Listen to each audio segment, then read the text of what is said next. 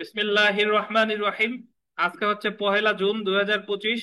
আমাদের bar council লিখিত batch 2025-এর 23তম class এবং ফৌজদারি কার্যবিধির 9ম ক্লাস।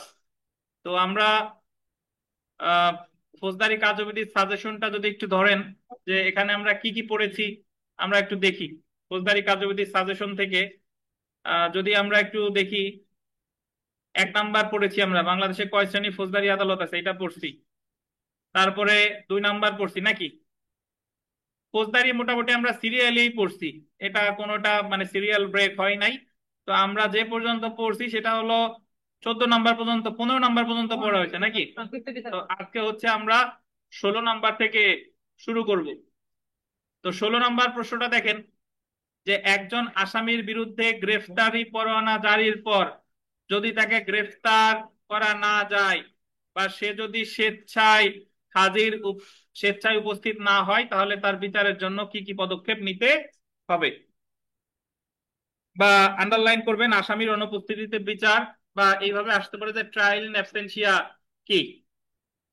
এরপরে 16-র যেটা, যে জামিনে মুক্ত কোনো আসামি যদি বিচার চলাকালে অনুপস্থিত থাকে, তখন আদালত কোন পদ্ধতিতে অগ্রসর হয় তা উল্লেখ করুন।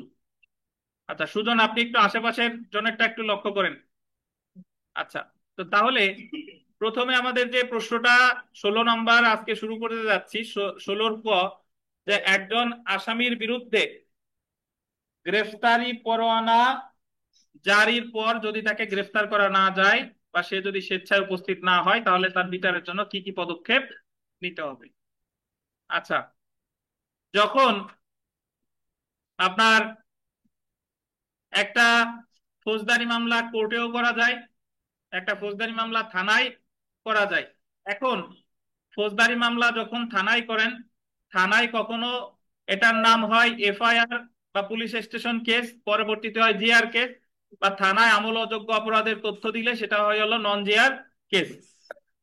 অপরদিকে সিআর মামলা নালিশযোগ্য, সরি আমলযোগ্য বা আমল অযোগ্য যে অপরাধ সম্পর্কেই ম্যাজিস্ট্রেটের নিকট নালিশ করেন না কেন, 200 ধারায় জবানবন্দি নেওয়ার পর আহ, এইভাবে যে মামলা সূচনা হয় তাকে বলে সিআর মামলা বা কমপ্লেইন রেজিস্টার্ড কেস। তো একটা মামলা প্রাথমিকভাবে সিআর মামলা আমলি আদালতে থাকে। সিআর মামলা আমলি আদালতে থাকলে যখন ওই সিআর মামলার সকল আসামি তাদের বিরুদ্ধে যখন আমলে নেওয়া হয়, আমলে নেওয়া মানে হলো তার বিরুদ্ধে সমন দেওয়া অথবা ওয়ারেন্ট দেওয়া। তো ওয়ারেন্ট দিছে, ধরেন ওয়ারেন্ট দেওয়ার পরে কোনোদিনই তারে গ্রেফতার করতে পারে নাই, বা সে নিজে এসেও আত্মসমর্পণ পূর্বক জামিন চায় নাই। আবার জেআর মামলার ক্ষেত্রে পুলিশ রিপোর্ট দেওয়ার পরে পুলিশ রিপোর্ট যদি ম্যাজিস্ট্রেট আমলে নেয় 190-এর ধারায়, 190-এর ধারায়, তাহলে তো ধরে নিতে হবে আসামিদের প্রতি আমলে নেওয়া মানেই আসামিদের প্রতি কি কি ইস্যু হয়েছে, সমন অথবা ওয়ারেন্ট। ধরেন ওয়ারেন্ট ইস্যু হয়েছে, তাকে গ্রেফতার করা যায় নাই, সেও কখনো হাজির হয় নাই। এখন তার জন্য মামলাটা তো আর আজীবন আমলি আদালতে থাকবে না, এক সময় তো মামলার বিচার শুরু করতে হবে। এখন এই সময়টা কত, একটা নির্দিষ্ট সময় পর্যন্ত অপেক্ষা করার পরে ওই আপনার আদালত যাকে গ্রেফতার করতে পারে নাই, পুলিশ বা আদালত যদি মনে করে সে আত্মগোপনে আছে, তাহলে ওই আসামিকে প্রথম, সুজন আগে কথা শুনেন, ওই আসামিকে প্রথমে দিবে 87 ধারায় হুলিয়া। হুলিয়া একটা শব্দ যার বাংলা প্রতিশব্দ হলো ঘোষণা, এবং এটাকে ইংরেজিতে বলে প্রোক্লেমেশন। হুলিয়া মানে হলো যে যারে গ্রেফতার করা যায় নাই 87 ধারা অনুসারে আমলি আদালত তার প্রতি হুলিয়া জারি করবে। হুলিয়া জারি করা যায় তিনটি উপায়। তিনটি উপায় হলো, ওই একটা উপায় হলো অভিযুক্ত ব্যক্তির বসবাসের প্রকাশ্য স্থানে ঘোষণা করে, অভিযুক্ত ব্যক্তির প্রকাশ্য স্থানে লটকিয়ে, আর আদালতে লটকিয়ে। তো এই তিনটার ভিতরে ওই ধরেন আরিফ সাহেব যদি আসামি হয়, তাহলে আরিফ সাহেবের গ্রেফতার করা যায় নাই, আরিফ সাহেবের বাসায় গিয়ে প্রকাশ্য স্থানে ঘোষণা দিয়ে আসবে যে আরিফ সাহেবের বিরুদ্ধে অমুক মামলা হয়েছে, তাকে কোনোদিন গ্রেফতার করা যায় নাই, সে আদালতে হাজিরও হয় নাই। তাই এখানে ঘোষণা দেওয়া হলো, হুলিয়া জারি করা হলো, আরিফ সাহেব সর্বনিম্ন 30 দিন সময়ের মধ্যে আদালতে হাজির হবে। আর সর্বোচ্চ সীমা সময়টা 87 ধারায় বলে নাই, 87 ধারায় বলেছে সর্বনিম্ন সময়, সর্বনিম্ন 30 দিন। তো তাহলে হুলিয়ার মাধ্যমে কাউকে হাজির হতে বলতেছে, সর্বনিম্ন সময় কতদিন, 30 দিন। বুঝতেন? এখন হুলিয়ার সাথে সাথে বা হুলিয়ার যে সময় আছে এই সময় শেষ হওয়ার পরে, এক হলো যে হুলিয়া যেদিন জারি করছে সেই দিন, অথবা হুলিয়ায় যে একটা সময় আছে সময় শেষ হওয়ার পরে আদালত ওই ব্যক্তির, অভিযুক্ত ব্যক্তির স্থাবর বা অস্থাবর সম্পত্তি ক্রোক করতে পারে, অ্যাটাচ করতে পারে। এই ক্রোকটা করে কত ধারায়? 88 ধারায়। বাঁধন কথা শুনেন, ক্রোক করতে পারে কত ধারায়?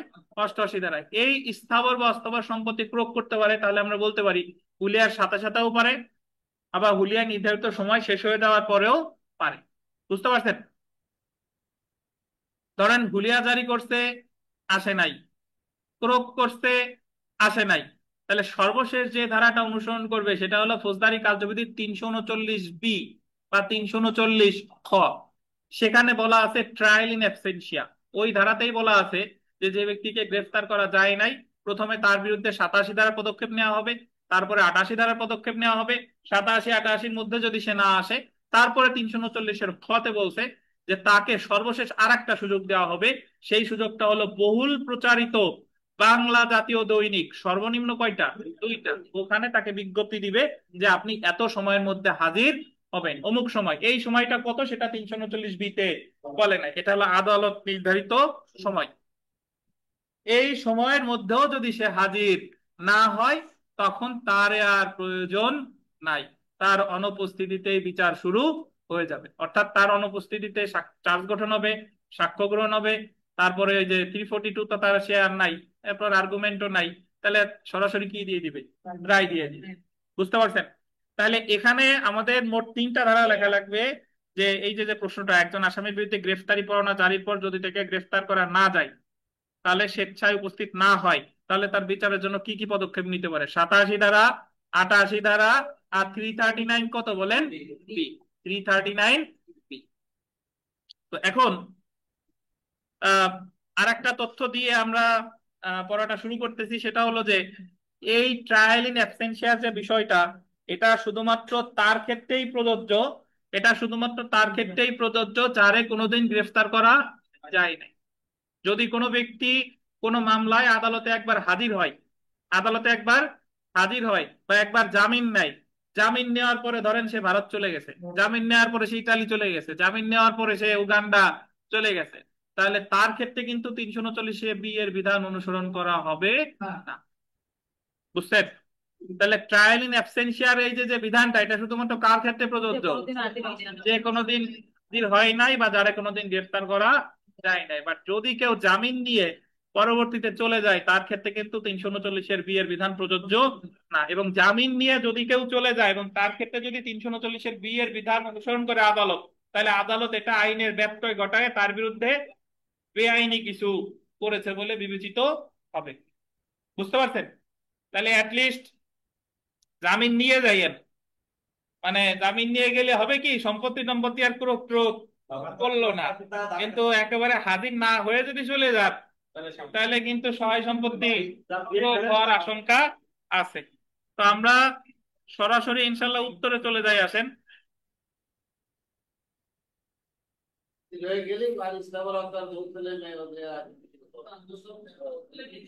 বউ ছেলে মেয়েরাও ক্রোক করবে?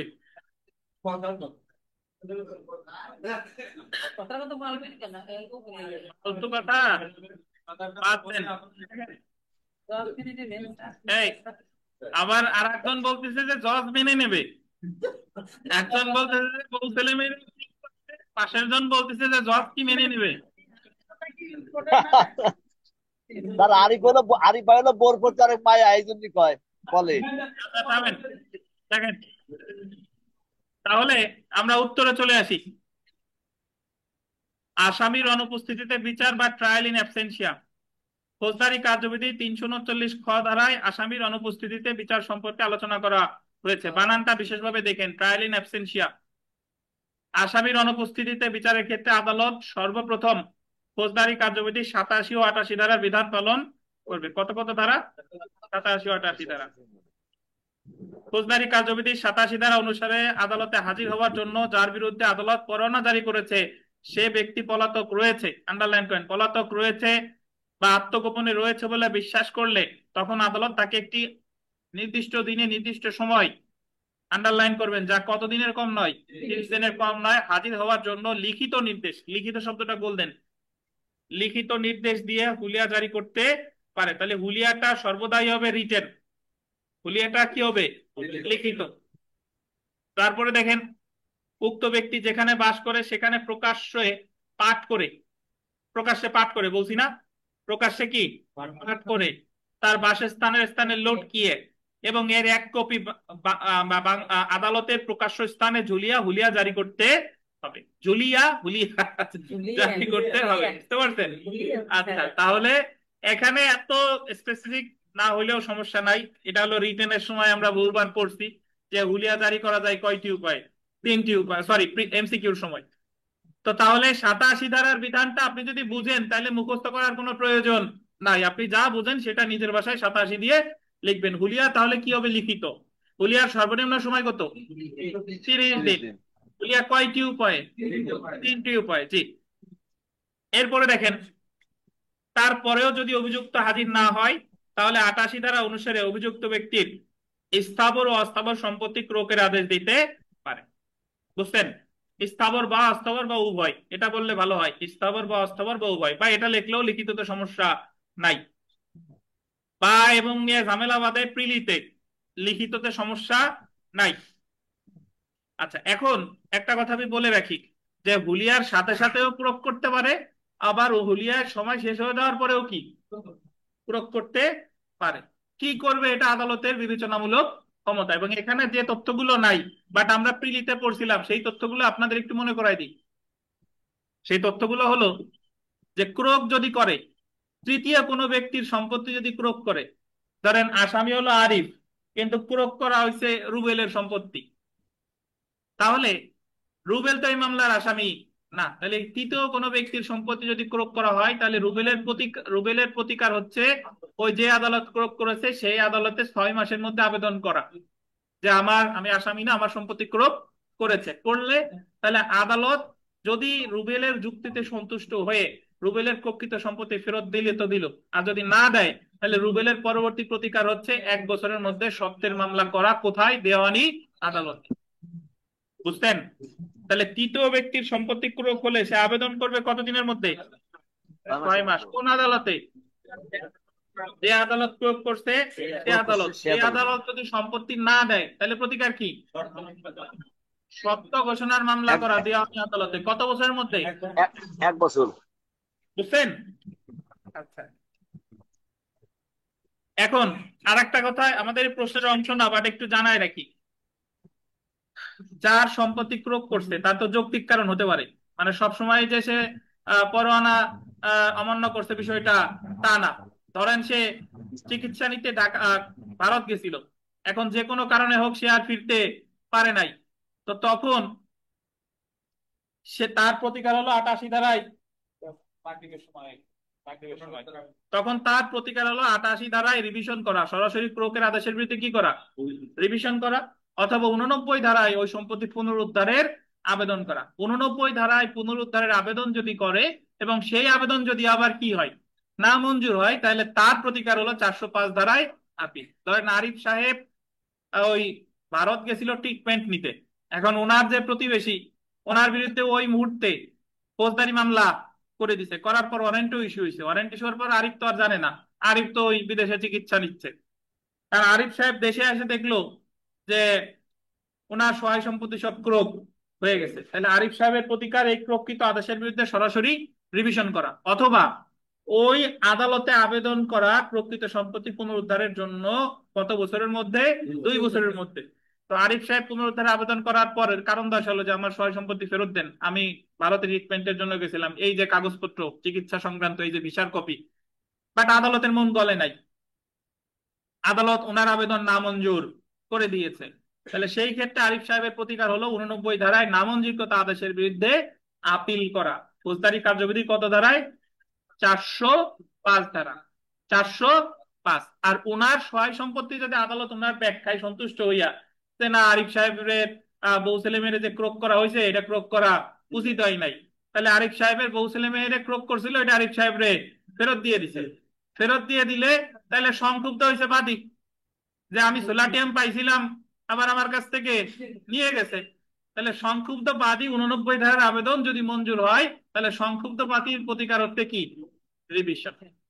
বুঝছেন? আপনি ফাউল কথা বলবেন, আমিও ফাউল উদাহরণ দেব। আচ্ছা, দেখেন তাহলে 89 ধারার আবেদন নামঞ্জুর হইলে প্রতিকার কি? আপিল। আর 89 ধারার আবেদন মঞ্জুর হইলে রিভিশন। এখন এই জিনিস আপনার এই জায়গায় লেখা লাগবে না, এমনি একটু আপনাদের পিলির পড়া মনে করে দিলাম। তাহলে 87 ধারা হলো হুলিয়া, 88 ধারায় কি আরেক সাহেব? ক্রোক। স্থাবর অস্থাবর সম্পত্তি ক্রোক। চলেন, ক্রোক করতে আসে নাই, এখন আমরা বইয়ে ফেরত আসি। দেখেন,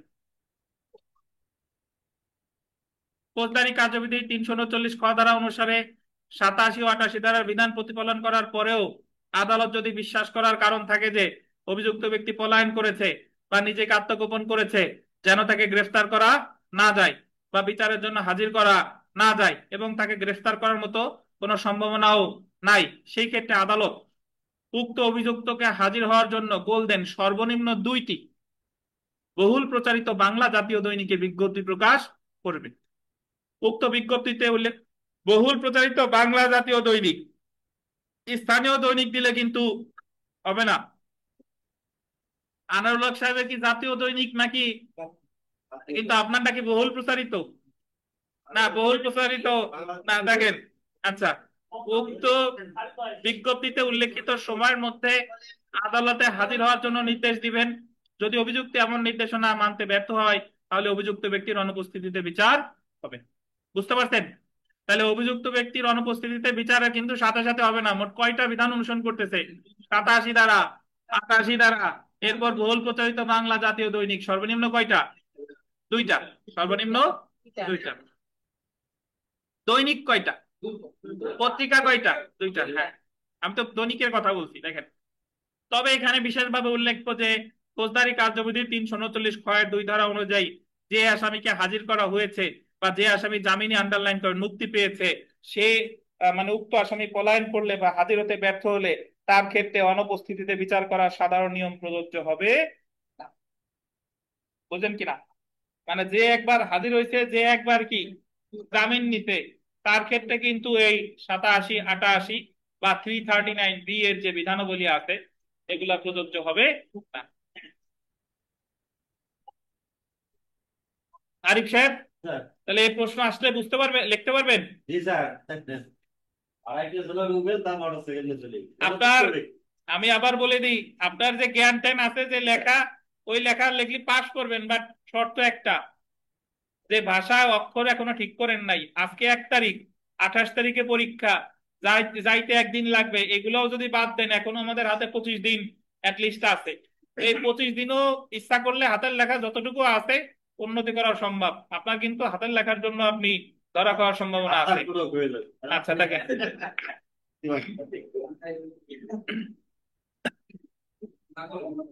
আচ্ছা, আমরা চলে আসি জামিনে মুক্ত আসামি অনুপস্থিত থাকলে।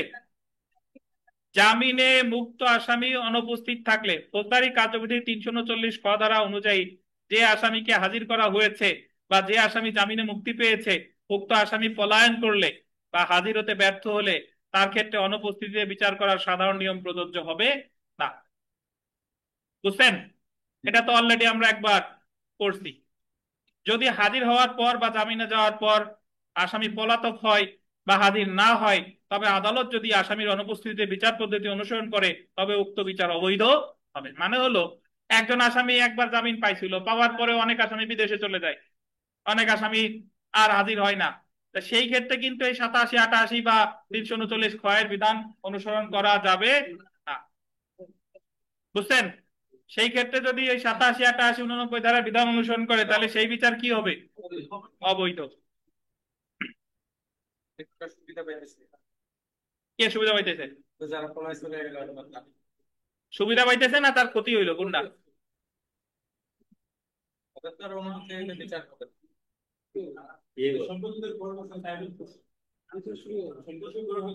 অবশ্যই তার অনুপস্থিতিতেই বিচার হবে, বাট তার ক্ষেত্রে আর 87, 88 ধারার বিধান অনুসরণ করা হবে না। মানে তানভীরের মাথায় এটা গাচ্ছে যে যেহেতু সে জামিন নিয়ে চলে গেছে, তাহলে ওই বিচার ওই জায়গায় থমকে থাকবে, ও আসা না পর্যন্ত আর হবে না। তা না কিন্তু অনুপস্থিতিটাই হবে, বাট 87, 88, 339 বি এর বিধান অনুসরণ করা হবে না। বুঝছেন?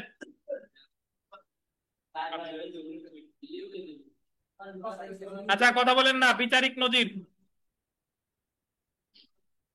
আসামি ফেরারি হয়নি অথচ ম্যাজিস্ট্রেট ও দায়রা জজ কর্তৃক আসামির আদালতে হাজির হওয়ার তারিখ উল্লেখ না করার ফলে আসামি বিচারকারী আদালতে উপস্থিত হতে ব্যর্থ হয়েছে। এই অবস্থায় আসামির বিচার অবৈধ হবে। এটার অর্থ হলো আসামি ফেরারি হয় নাই। ফেরারি হইলো মানে সে পলাই নাই, কিন্তু ম্যাজিস্ট্রেট বা দায়রা জজ তারিখ ঠিকঠাক দেয় নাই, এই কারণে সে হাজির হইতে ব্যর্থ হয়েছিল। তো এই অবস্থায় যদি কোনো বিচার করে, সেই বিচার কি হবে? অবৈধ হবে। 36 DLR 263 বা 5 BLD 21 অনলাইনে কে যেন প্রশ্ন করছেন। আচ্ছা, তো তাহলে যদি কোনো আসামির প্রতি ওয়ারেন্ট ইস্যু হয় এবং ওয়ারেন্ট অনুসারে যদি তারা গ্রেফতার করা না যায়, তাহলে আমাদের আসামির অনুপস্থিতিতে বিচারের ক্ষেত্রে 87 ধারা, 88 ধারা আর 339-বি ধারা অনুসরণ করা হবে। বুঝছেন? তো আপনাদের কোনো প্রশ্ন আছে কিনা 87, 88 আর 339-বি নিয়ে? অনলাইন অফলাইনে কোনো প্রশ্ন থাকলে করতে পারেন, দ্রুত করেন, যে কেউ। 87, 88 আর 39 হয় হয় দুই না। অনলাইনে কারো প্রশ্ন আছে? না স্যার, করছি।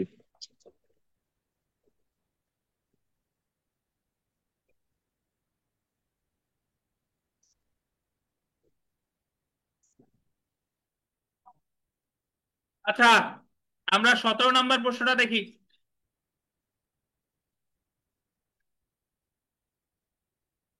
17-এর ক, মীমাংসাযোগ্য ও মীমাংসা অযোগ্য অপরাধ কিভাবে নিরূপণ করা হয়?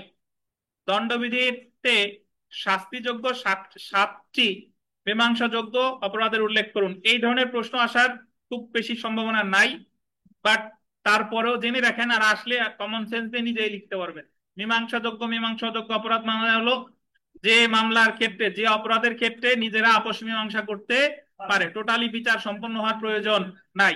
তাহলে আপনি মনে রাখবেন যে সাধারণত কম গুরুতর প্রকৃতির অপরাধগুলো আপোষ মীমাংসা করা যায়। টেকনিক্যালি সবই আপোষ মীমাংসা করা যায়, বাট আইনের বিধান যদি অনুসরণ করেন তাহলে আপোষ মীমাংসা করা যাবে অপেক্ষাকৃত কম গুরুতর প্রকৃতির অপরাধ। এবং কোন কোন অপরাধগুলো আপোষ মীমাংসা করা যাবে সেটা আছে ফৌজদারি কার্যবিধির 2য় তফসিলের 6ষ্ঠ কলাম। 2য় তফসিলের 6ষ্ঠ কলাম। এবং এই অপরাধগুলো কি আপোষ মীমাংসা করতে পারবে, কার সম্মতি লাগবে, এই বিধান সম্পর্কে আলোচনা করছে ফৌজদারি কার্যবিধির 345 ধারায়। 345 ধারায় প্রকৃতপক্ষে 2টা টেবিল আছে। প্রথম টেবিলে বলছে যে, প্রথম টেবিলে যে সকল অপরাধের কথা বলছে সেই অপরাধগুলো আপোষ মীমাংসা করতে আদালতের অনুমতির প্রয়োজন নাই, শুধু ভিকটিমের সম্মতি থাকলেই হবে। আর 345-এর 2য় টেবিলে বলছে যে আপোষ মীমাংসা করা যাবে, ভিকটিমের সম্মতির সাথে সাথে অনুমতি লাগবে কার? আদালতের। এই হলো পার্থক্য। এবং একটা জিনিস মনে রাখবেন, ফৌজদারির সাথে এখানে একটা পার্থক্য আছে। ফৌজদারিতে, সরি, দেওয়ানির সাথে একটা পার্থক্য আছে। দেওয়ানিতে আপোষ মীমাংসার ফলে সোলে ডিক্রি হোক বা মধ্যস্থতার ডিক্রি হোক, সেটার বিরুদ্ধে কিন্তু আপিল করা যায় না। কিন্তু ফৌজদারিতে আপোষ মীমাংসার মাধ্যমে যদি কোনো মামলা মীমাংসা হয়েও যায়, কাউরে যদি খালাস দিয়ে ফেলে, ওই খালাসের বিরুদ্ধে কিন্তু আপিল করার বিধান আছে। বুঝতে পারছেন? আর 7টা অপরাধ কি কি আপনি মনে মনে চিন্তা করবেন, ছোট ছোট 7টা অপরাধ, এইগুলো আপোষ মীমাংসা করা যায়, যেগুলোর সাজা 3 বছর বা তার কম। এরকম অপরাধ 7টা লিখলেই হয়ে যাবে। বুঝতে পারছেন? তো আমরা একটু পড়া শুরু করি। দেখেন, মীমাংসাযোগ্য এবং মীমাংসা অযোগ্য অপরাধ নিরূপণ: যে সকল অপরাধগুলো পক্ষগণ নিজেরা বা আদালতের মাধ্যমে মীমাংসা করতে পারে সেগুলো মীমাংসাযোগ্য বা কম্পান্ডেবল অফেন্স অপরাধ, কম্পান্ডেবল অফেন্স বা মীমাংসাযোগ্য অপরাধ। কোন অপরাধ মীমাংসাযোগ্য নাকি মীমাংসা অযোগ্য তা ফৌজদারি কার্যবিধির বললেন 2য় তফসিলের 6ষ্ঠ কলাম দ্বারা বুঝতে হয়। কত কলাম?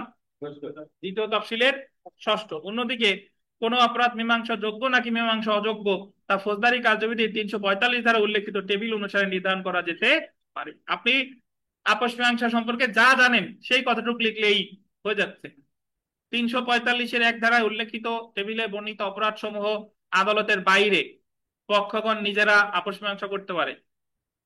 আদালতের বাইরে আবার কেউ প্রশ্ন করেন না যে স্যার কত গজ বাইরে বা কত কিলোমিটার বাইরে। আদালতের বাইরে বলতে মানে জজসার যে জায়গা থাকবে না সেটাই আদালতের বাইরে। অন্যদিকে 345-এর 2 ধারায় উল্লেখিত অপরাধ সমূহ শুধুমাত্র আদালতের অনুমতি সাপেক্ষে মীমাংসাযোগ্য এবং এমন অপরাধ সমূহ মীমাংসা করতে আদালতের অনুমতি প্রার্থনা করে আবেদন করতে হবে। এমন অপরাধ সমূহ কোনো ব্যক্তি কর্তৃক মীমাংসাযোগ্য, সেটা কত কলামে উল্লেখ আছে? 3য় কলামে। বললেন 3য় কলাম। এখন এই জায়গার 7টা অপরাধ বলছে, যদিও আমরা প্রকৃতপক্ষে অনেকগুলা লিখছি, এত লেখার প্রয়োজন নাই, আপনি এক একটা ধারা উল্লেখ করলেই হবে। আহ দণ্ডবিধিতে শাস্তিযোগ্য 7টি মীমাংসাযোগ্য অপরাধ দেখেন। স্বেচ্ছায় জখম করা, শুদ্ধ 323 লিখলেই হবে, 334 লেখার প্রয়োজন নাই।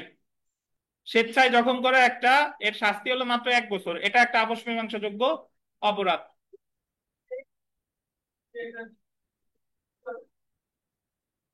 হ্যাঁ দেখেন, বেআইনি বাধা 341, যখন একজন ব্যক্তি আর একজন ব্যক্তিরে যে জায়গায় যাওয়ার অধিকার আছে সে জায়গায় যাইতে বাধা দিছে, এই বাধারে বলে বেআইনি বাধা। এবং এই বেআইনি বাধার সাজা কতদিন আছে জানেন? 1 মাস। কত টাকা? 500 টাকা। 339-এর সংজ্ঞা দিছে, শাস্তি 341-এর। শুধু বেআইনি বাধা লিখলেই হবে, আটক লেখার প্রয়োজন নাই। এ বাঁধন, ক্লাস করেন মনোযোগ দিয়ে। দেখেন, আক্রমণ বা অপরাধমূলক বল প্রয়োগ, ক্রিমিনাল ফোর্স আর অ্যাসল্ট, সাজা কতদিন আছে? 352-তে কতদিন আছে? 3 মাস। কত টাকা? 3 মাস 500 টাকা। তাহলে ক্রিমিনাল ফোর্স আর অ্যাসল্ট, এটা সাজা 352-তে 3 মাস 500 টাকা, এটা একটা আপস মীমাংসাযোগ্য অপরাধ। তারপরে দেখেন মানহানি। মানহানি যত যা আছে 500, 501, 502 সব সাজা 2 বছর বিনাশ্রম। 2 বছর বিনাশ্রম। তারপর দেখেন দাঙ্গা 147, এটাও আপস মীমাংসাযোগ্য। অপরাধমূলক বিশ্বাসভঙ্গ 406, ক্রিমিনাল ব্রেস অফ ট্রাস্ট, এটাও আপস মীমাংসাযোগ্য অপরাধ। এবং সবশেষে দেখেন অপরাধমূলক ভীতি প্রদর্শন 506 ধারা, এটাও আপস মীমাংসাযোগ্য অপরাধ। তো এটা দ্বিতীয় অংশ ছাড়া 506-এর 2টা অংশ আছে। 506-এর প্রথম অংশে সাজা হলো 2 বছর, দ্বিতীয় অংশে সাজা হলো 7 বছর। তাহলে দ্বিতীয় অংশ আপস মীমাংসাযোগ্য না, প্রথম অংশ হলো আপস মীমাংসা যোগ্য। তো খুব সোজা, একবার রিডিং করলেই পেরে যাবেন ইনশাল্লাহ।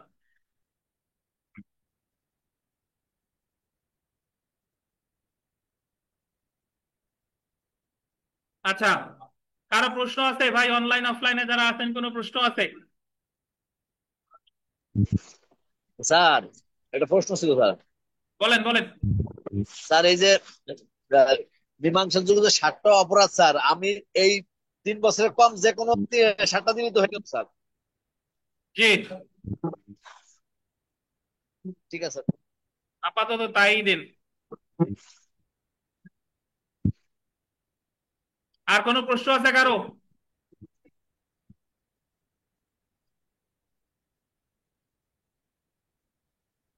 দিন। আচ্ছা, কোনো প্রশ্ন আছে? এই শুনেন, যদি কোনো প্রশ্ন না থাকে তাহলে আপনাদের উদ্দেশ্যে কিছু মূল্যবান কথা, মূল্যবান অমূল্যবান যা মনে হয় শুনেন আগে। সেটা হলো যে আমরা কোর্স শুরু করছিলাম, আপনাদের পরীক্ষা হয়েছিল 25 তারিখ নাকি? কোর্স শুরু হয়েছিল 25 তারিখ। আর আমরা ক্লাস, আপনারা 26 তারিখ আমার সাথে দেখা করতে আসছিলেন, 27 তারিখ থেকেই আল্লাহর রহমতে আমরা ক্লাস শুরু করছি। এবং আপনাদের অনলাইন অফলাইনের কোর্স ফিস ছিল, অনলাইনে ছিল হলো 8,000 আর অফলাইনে ছিল 12,000। তো অনলাইনের 8,000-এর মধ্যে, অনলাইনে যদি কেউ ওই নোট নিতে চাইছে, যারা নোট আমার কাছ থেকে প্রিন্ট করে নিছেন, তো তাদের আরো এক্সট্রা 1,000 টাকা তারা বিকাশে বা যে মারফত পাঠাইলে আমি টোটাল নোট সেট তাদেরকে প্রিন্ট করে তাদের কাছে পাঠাই দিছি। অপরদিকে অফলাইনে যারা আছেন তাদের যে 12,000, তাদেরকে কিন্তু কখনোই আমি বলি মানে তাদের জন্য নোটটা কি বলেন, ফ্রি, মানে আলাদা করে নোট প্রিন্টের কোনো খরচ দেওয়া লাগবে না। এবং আপনারা যে যেখানে আছেন না কেন, আমার নোটের বেশ কিছু সীমাবদ্ধতা আছে। সীমাবদ্ধতা হলো অক্ষরটা ছোট ছোট, বা আপনার চোখে একটু সমস্যা হইতে পারে। এখন অক্ষর ছোটের একটা কারণ আছে, কারণটা হলো কি, যে আমি কিন্তু কোনো নোট ফটোকপি করি না, আমার সরাসরি এগুলো আমার প্রিন্ট করতে হয়। তো প্রায় আপনারা এই মুহূর্তে 43 জন আছেন, 43 জন মানুষকে 300 পেজ করে যদি আমি প্রিন্ট করতে হয়, তাহলে একটা বিশাল মানে চাপ। আর আপনারা তো, আমরা যখন এমসিকিউ পরীক্ষা দিয়ে আসছি, আপনারা এই ছোট ছোট হরফ দেখে পড়তেই অভ্যস্ত। তো যদি কারো সমস্যা হয় তারা আমার কাছ থেকে পিডিএফ নিতে পারেন বড় অক্ষরের, সেটা সমস্যা না। আর এই নোটগুলো যারা নিয়েছেন তারা কারো কাছে দিবেন না, আমার অনুমতি ছাড়া কারো কাছে দিবেন না। এবং আমি একটু বলি, সেটা হলো যে আমি প্রায়, আমার কাছে লেখা আছে, তালিকা আছে, আমি প্রায় 40-50 জনকে আমি এই নোটটা কুরিয়ার করছি, এবং তাদের কাছ থেকে টাকা নেওয়া হয়েছে 2000 করে। মানে আমার নোট প্রিন্টিং এর কস্টই আছে, মানে আপনি যদি আমার কাছে একেবারে কিছু নাও দেন, মানে কিছু নাও, আমার এই নোট প্রিন্টিং এর কস্টই আছে প্রিন্ট অনুসারে প্রায় 1500 টাকা, কাগজ কালি এইগুলা দিয়ে। বুঝতে পারছেন? তাহলে এখানে আমার 1500 টাকার মতো এই কাগজ কালির খরচই আছে। তো এজন্য আমাদের যে কোর্স ফি, অনলাইনে 8000, অফলাইনে যে 12,000, আপনাদের উদ্দেশ্যে কিছু কথা। সেটা হলো, আমি প্রিলিমিনারি পরীক্ষার আগে আমি একটা অ্যানাউন্সমেন্ট দিছিলাম, যে অ্যানাউন্সমেন্ট আপনাদের ক্ষেত্রেও প্রযোজ্য। অ্যানাউন্সমেন্টটা হলো কি, আমি সবসময় একটা থিওরি মেনে চলি, সেটা হলো যে আপনার যদি সামর্থ্য থাকে, তাহলে আমাকে আপনার 8000 এবং 12,000 পুরোটাই দিতে হবে। যদি আপনার সামর্থ্য 6,000 দেওয়ার থাকে, 6,000 দিতে হবে। যদি আপনার টোটালি সামর্থ্য না থাকে, তাহলে আপনার কোনো কিছু দেওয়ার প্রয়োজন নাই, ইভেন নোটটাও আমি আপনারে দিয়ে দিব। বুঝছেন? এটা অনলাইন অফলাইন সকলের ক্ষেত্রেই প্রযোজ্য। এবং কারো সামর্থ্য না থাকলে, সমস্যা থাকলে ব্যক্তিগতভাবে আমার সাথে পার্সোনালি আলাপ করবেন, মানুষের সামনে আলাপ আলোচনা আমিও করব না, আপনিও করবেন না। বাট আমরা তো বাঙালি, সবকিছুর ভালো দিকও আছে, খারাপ দিকও আছে। অনেকে আছেন যে তাদের সামর্থ্য আছে, কিন্তু তারা এই ব্যাপারে, এই পড়ালেখার ব্যাপারে তারা উদাসীন। উদাসীন কেমনে, আমি এর আগের বারের ভুক্তভোগী, শুনেন। আমার একজন লোক আমার কাছে, আমার বাসায় থাকছে, আমার বাসায় ভাড়া, বাসার মালিক তো আর আমি না, আমার বাসায় এক রুম নিয়ে থাকছে, বাসা ভাড়াটা সে ঠিকঠাক মতোই দিছে। বাট পড়া শেষে আমারে মাত্র, নামে মাত্র একবার শেষ দিন যাওয়ার সময় মুঠের ভিতর ভরে দিয়েছে, স্যার দিছি, আমারে কিছু যা দেওয়ার সামর্থ্য আছে এটা দিয়ে গেলাম, কিছু মনে করেন না। আমি বললাম ঠিক আছে। 12,000 কোর্স ফি দিল, আমারে দিছে হচ্ছে 3,000। বুঝতে পারছেন? আচ্ছা, বাসা ভাড়া তো বাসা ভাড়া সে ঠিকঠাক দিছে, আগে কথা শুনেন। পরবর্তীতে হলো কি, সে লিখিততে পাস করে নাই, করার পরে সে আমার এখানকার স্টুডেন্ট একাংশরে প্ররোচিত করলো যে আসো আমরা অমুক স্যারের কাছে পড়ি, অমুক জুডিশিয়াল ম্যাজিস্ট্রেটের কাছে পড়ি, এবং সেখানে কোর্স ফি ছিল 15,000, এবং ওই জায়গার রিপ্রেজেন্টেটিভ হলো সে। 15,000 সে ওই জায়গা দিছে, আবার ওখানে আমারে টাকা দিতে পারে না, কিন্তু ওই জায়গা ঠিকই 15,000 ঢালছে, এবং আমার ওই জায়গা থেকে নিয়েও, আমার এখান থেকে স্টুডেন্ট নিয়েও গেছে। এক। 2 নাম্বার, আমার জীবনের প্রথম স্টুডেন্ট, নাম বলবো না, এখন পর্যন্ত উকিল হইতে পারে নাই। তো সে আমার কাছ থেকে পড়ে, ওই কোর্স ফি ছিল 12,000, তার এমনি আমি 2 বছর ফ্রি পড়াইছি, যখন আমি কোনো মানে এইভাবে কোচিং করাতাম না। তো এরপরে যখন আমার কাছে সে পড়লো, পড়ার পর আমার নামে মাত্র কিছু ফি দিছে, ফি দেওয়ার পর যে অমুক সে বলতে যে আমার আর সামর্থ্য নাই, ঠিক আছে, বাট সে স্টুডেন্টটা করছে কি, পরীক্ষা দেওয়ার পরে ঢাকা গিয়ে অনৈতিক পন্থায় পাশ করার জন্য ওই জায়গা 1-2 লাখ দিয়ে আসছে। মানে আমার আর টাকা দেওয়ার সামর্থ্য তার নাই, কিন্তু ওই জায়গায় গিয়ে অনৈতিক পন্থায় একটা কিছু করে আসছে। এখন ভাই, বিষয়টা হলো যে আমি আপনাদের সেবা দিতে আসছি, আপনারা আমার কাছ থেকে সেবা নেন আর জানেন, পড়া নিচ্ছেন, আমি জায়গা কষ্ট করতেছি। আপনার সামর্থ্য থাকলে আপনার কোর্স ফি আমার পুরোটাই দিবেন, এবং যত আপনার পড়াশোনা যেরকম দায়িত্ব, যে প্রস্তুতি নেওয়া 7টা সাবজেক্টের, স্যারের কোর্স ফি পরিশোধও এই দায়িত্বের মধ্যেই পড়ে। বুঝতে পারছেন? এটাও আপনার প্রস্তুতির অংশ। সমস্যা থাকলে দেরিতে দিবেন, আমার সাথে আলাপ আলোচনা করে, সমস্যা নাই। কিন্তু যদি এটাকে অজুহাত হিসেবে দেখান, তাহলে কিন্তু ধরা খাবেন উপর, মানে এটা ধরা খাবেন, আল্লাহ আপনারে ধরা খাওয়াবে। বুঝতে পারছেন? মানে আমি আপনারে ছেড়ে দিছি, তার মানে এই না যে আপনি ইচ্ছা হলে দিলেন বা ইচ্ছা হলে দিলেন না। আপনার প্রকৃতই যদি সমস্যা থাকে, আমার কিছু দেওয়ার প্রয়োজন নাই। কিন্তু যদি সমস্যা না থাকে, তাহলে অবশ্যই আমার কোর্স ফি কি করে দিবেন, পরিশোধ করে দিবেন। বুঝতে পারছেন? আর আমি, আপনারা কে কোথায় পড়েন আমি জানি, মানে বিভিন্ন জায়গায় তো পড়ছেন, জুডিশিয়াল ম্যাজিস্ট্রেট বা ওই চিফ জাস্টিস যার কাছেই পড়েন না কেন, আমি যে কষ্ট আপনাদের জন্য করি, এই কষ্ট চিফ জাস্টিসও আপনার জন্য করবে না। সো যে জায়গা যে লোক যে জায়গায় আছে সে জায়গা মূল্যায়ন পায় না, মূল্যায়ন কম পায়। আমি বলতেছি না আপনারা অবমূল্যায়ন করেন, বাট আপনারা সবাই চেষ্টা করবেন যার যার যে কোর্স ফি আছে দিয়ে দেওয়ার জন্য। আর আমার সাথে পার্সোনালি আলাপ করেন যদি কোনো সমস্যা থাকে। বাট ওই যে যে কথা বলি, যে আজকে যদি বার কাউন্সিলে আপনার কোনো সমস্যা হয়, বলে যে তোমার 50,000 লাগবে, নাইলে এই পরীক্ষা দিতে পারবে না, দেখবেন যে এই 50,000 আপনি কোন জায়গার থেকে, মাটির নিচ থেকে আদায় করছেন, বার কাউন্সিলে গিয়ে দিয়ে আসছেন। বুঝতে পারছেন? তো এই আর কি, অনেকভাবে বোঝানোর চেষ্টা করলাম।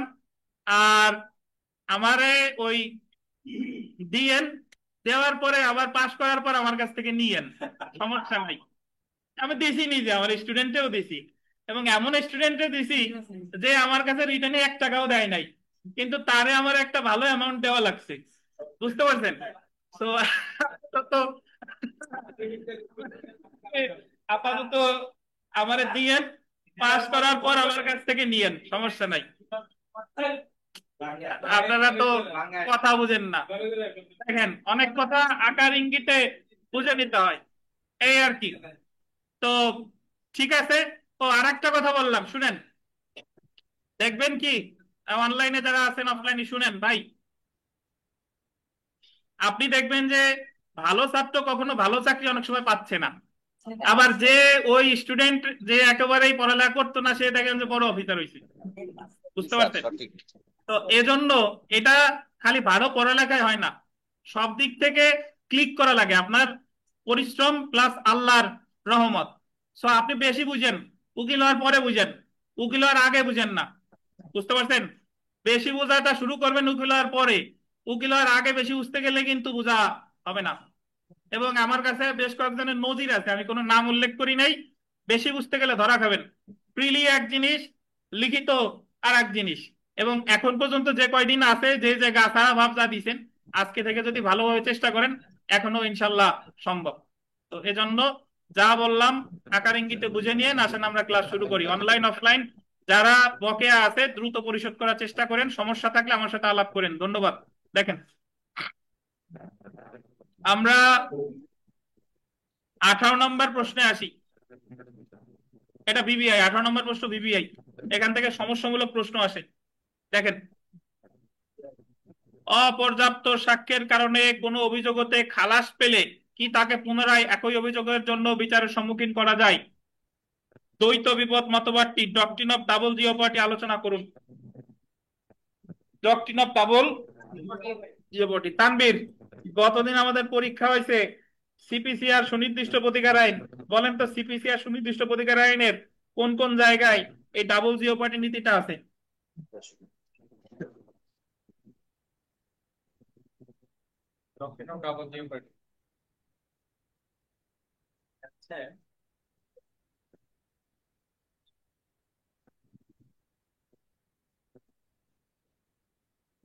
এই আশরাফুল সাহেব, সিপিসিআর এসআর একটা কততে আছে বলেন? আর এসআর একটা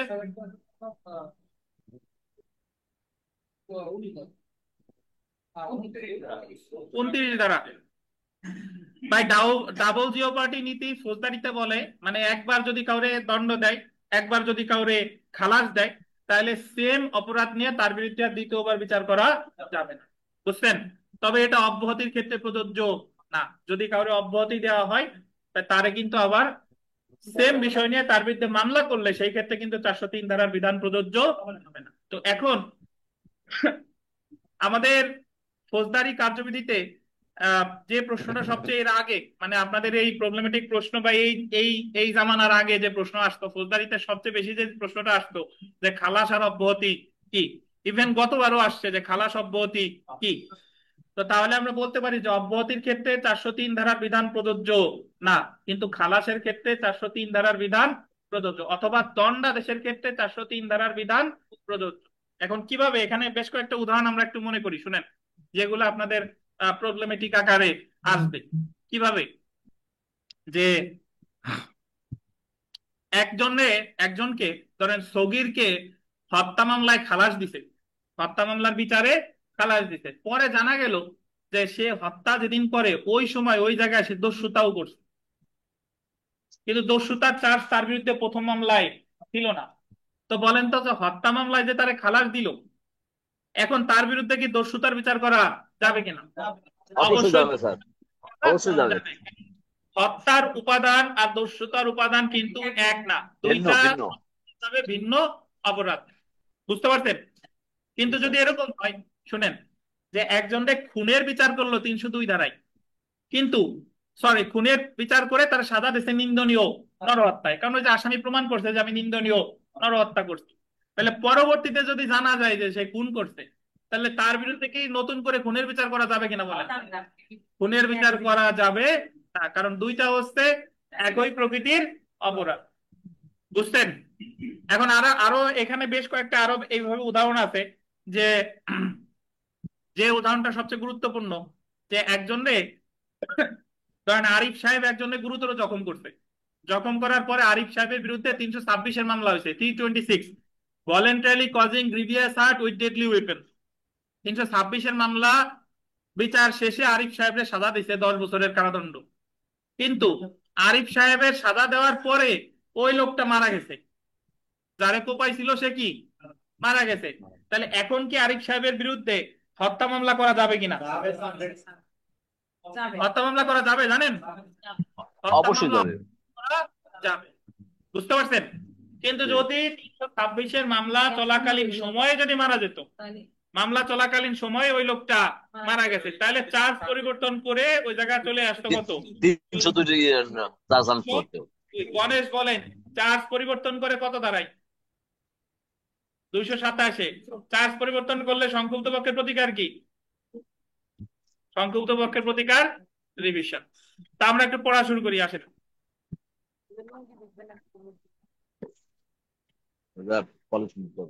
সাজাপ্রাপ্ত বা খালাসপ্রাপ্ত ব্যক্তির একই অপরাধে পুনরায় বিচার করা যাবে না। গোল্ডেন দ্বৈত বিপদ।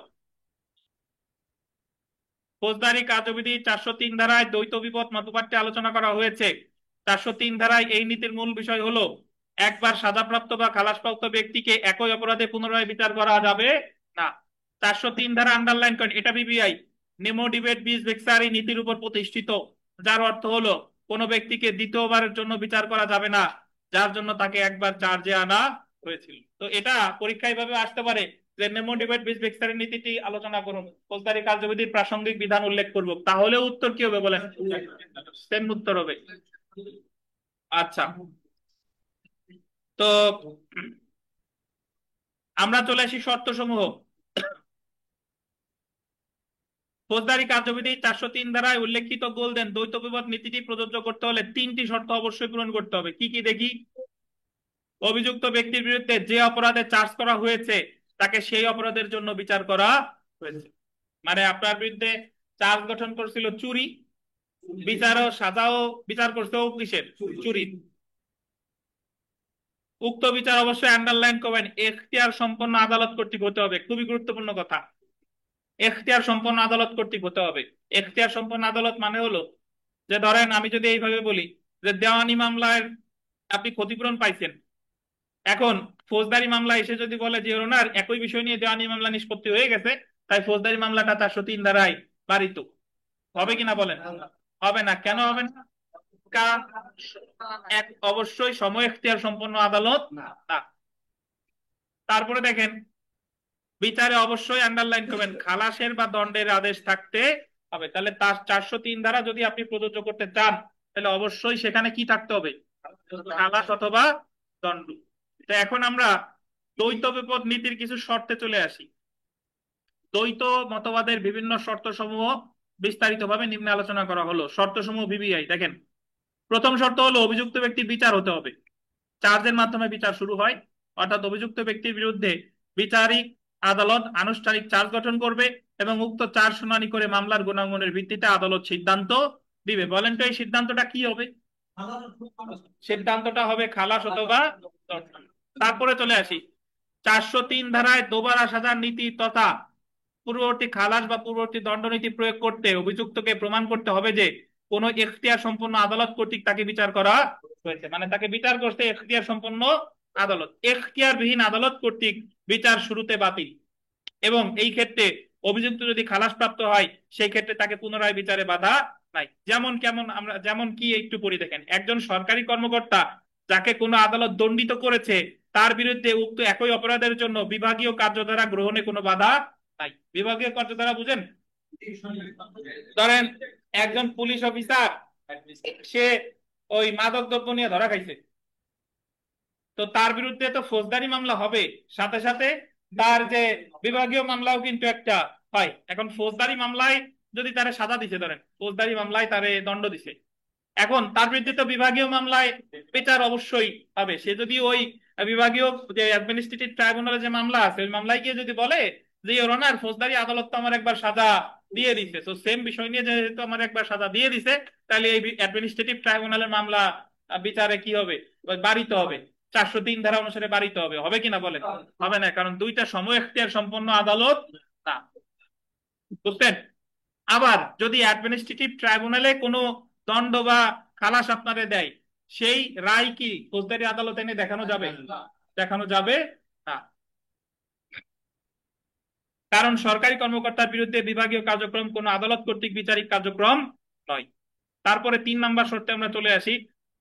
যে কার্য বা কার্যবিরতির বিরুদ্ধে বিচারিক কার্যধারা, যে কার্য বা কার্যবিরতির বিরুদ্ধে বিচারিক কার্যধারা গ্রহণ করা হয়েছে সেটা অবশ্যই আন্ডারলাইন করবেন, একটা অপরাধ হতে হবে, বিবিআই অপরাধ হতে হবে। অপরাধ বলেন তো দণ্ডবিধির কত ধারায় অপরাধের সংজ্ঞা দিছে? 40 ধারায়। যেমন শান্তি রক্ষার জন্য মুসলেকা ফৌজদারি কার্যবিধি বা দণ্ডবিধির অধীন সংজ্ঞায়িত অপরাধের অন্তর্ভুক্ত না, সুতরাং এমন ক্ষেত্রে 403 ধারা প্রযোজ্য হবে না। আমরা নির্বাহী ম্যাজিস্ট্রেট আদালতে 107 ধারা মামলা করি। 107 ধারার মামলা করলো আরিফ সাহেবের বিরুদ্ধে, কারণ আরিফ সাহেবরে ওই মামলা থেকে অব্যাহতি দিছে। মামলাটা করছে আনোয়ারুল হক সাহেব, আরিফ সাহেবের অব্যাহতি দিছে। 1 মাস পরে আনোয়ারুল হক সাহেব আবার 107 ধারা মামলা আরিফ সাহেবের বিরুদ্ধে করতে পারে।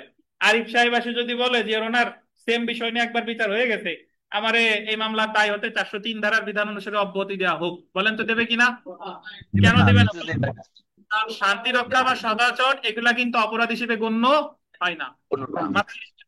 তাহলে এই মামলায় আপনার তরফের ওই মুসলেখার আদেশ দেখ, অব্যাহতির আদেশ দেখ, এক্ষেত্রে কিন্তু 403 ধারার বিধান প্রযোজ্য হবে না।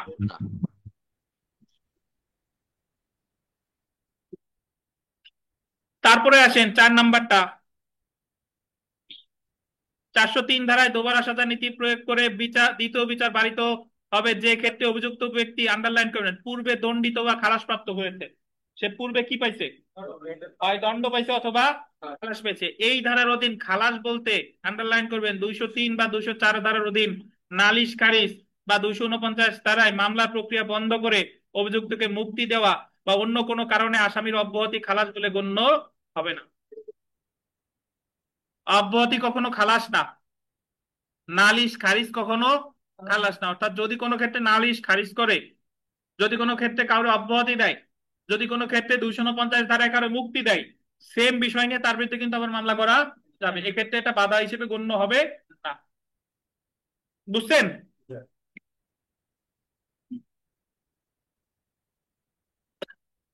তবে তার আগে একটু বলে রাখি, এই আরিফ সাহেব বলেন তো 249 ধারায় কি আছে ফৌজদারি কার্যবিধির? 249 ধারায় আপনার ওই মামলায় মুক্তি দেবে। বিস্তারিত বলেন, কে কারে মুক্তি দেয়, কখন দেয় বলেন। এটা মানে এই মামলাটা ট্রায়াল বা বিচার হতে যাবে না, তার আগেই এই মামলার কার্যক্রমে মুক্তি দিয়ে দেবে। আচ্ছা ওনারে বলতে দেন, ওনারে বলতে দেন, আপনারা কেউ কথা বলেন না, বলেন। এই যেহেতু এটা যেহেতু মুক্তি মুক্তি অব্যাহত, এটা তো খালাস আর দণ্ডের। আমি খালাস দণ্ড দিয়ে চাই নাই, আমি 249 কি আছে বিধিকা আপনি বলেন। এইটুক সময় তো ভালোই দেখছেন, বলেন কি আছে 249 কি আছে বলেন। এ রুবেল, কি আছে, কোন আদালতে, কেমনে, বিস্তারিত বলেন। আপনার ম্যাজিস্ট্রেট আদালতে আপনার সিআর এবং পিআর নম্বর দুটো ক্ষেত্রে হবে। এটা আপনার ও সরি, শেয়ার মামলা, শেয়ার মামলা ব্যতীত জায়গাতে মামলা আপনার বিচার আসামি আসতেছে, তারিখের পর আসতেছে, কিন্তু স্যার এই আপনার ওই রাষ্ট্রপক্ষ কোনো সাক্ষী আনতে পারতেছে না। এই কেসে দেখা যাচ্ছে 219 যারা আসতেছে আদালত। বলেন, এই অনলাইনে হাফিজ আছে, হাফিজ বলতে যাচ্ছে, বলেন হাফিজ, বলেন কি বলতে চান, বলেন। স্যার এটা 249 সালে তো জিআর মামলার ক্ষেত্রে প্রযোজ্য, যে ক্ষেত্রে রাষ্ট্রপক্ষ আসামি হাজির করতে পারে না, তখন হুম। স্যার এই 249 দ্বারা আসামিকে মুক্তি দিতে পারে স্যার। আসামি হাজির নয়, সাক্ষী হাজির। আসামি হাজির নয়, সাক্ষী হাজির। আদালত দিতে পারে স্যার, আদালত। হ্যাঁ, ওই সাক্ষীকে হাজির করতে পারে না, সেই ক্ষেত্রে মামলা কার্যক্রম বন্ধ করে আসামিরে রিলিজ দেয়। তো রিলিজ দেয়, অব্যাহতি দেয়, বা আপনার মামলা খারিজ করুক, এই সকল ক্ষেত্রে কিন্তু ফৌজদারি কার্যবিধির 403 ধারার বিধান প্রযোজ্য হবে না। হবে না।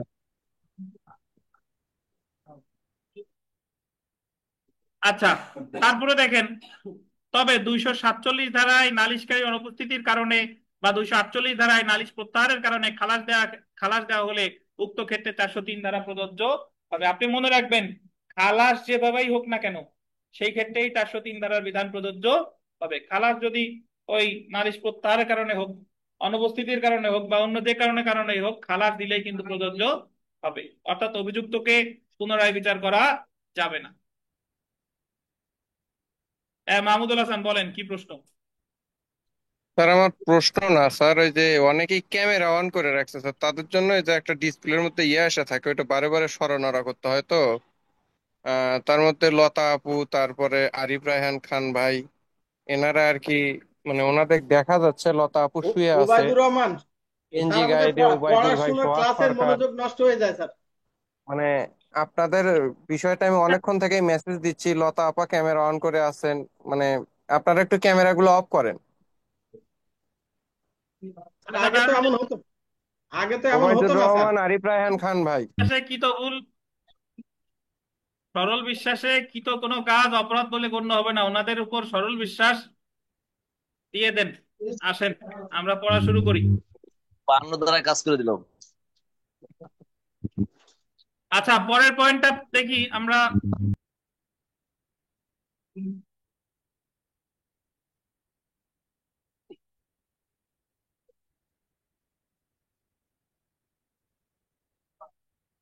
প্রথম দণ্ড বা খালাস দ্বিতীয় বিচারে বাধা হবে যদি অপরাধটি একই হয়। 403 ধারায় ব্যবহৃত একই অপরাধ বলতে যে অপরাধের জন্য অভিযুক্তকে বিচার করা হয়েছে এবং যে অপরাধের জন্য তাকে পুনরায় বিচারাধীন করা হচ্ছে, সেই দুটি অপরাধ একই মর্মে গণ্য হবে। দ্বিতীয় বিচার বাড়িতে হবে যদি দ্বিতীয় অপরাধের উপাদান একই হয়। উপাদানটা আন্ডারলাইন করেন, দ্বিতীয় বিচারের উপাদান একই হয়, কিন্তু উপাদান যদি ভিন্ন হয়, সেই ক্ষেত্রে একই ঘটনা হতে অপরাধ সৃষ্টি হলেও দ্বিতীয় বিচার বাড়িতে হবে না। যেমন, চাকর হিসেবে যার বিরুদ্ধে চুরির বিচার করে খালাস দেওয়া হয়েছে, তাকে পরবর্তীতে ওই একই কাজের জন্য চাকর হিসেবে চুরির জন্য বা অপরাধজনক বিশ্বাসভঙ্গের জন্য উক্ত একই ঘটনার ভিত্তিতে বিচার করা যাবে না। কারণ এই চুরি আর অপরাধজনক বিশ্বাসভঙ্গের উপাদান একই।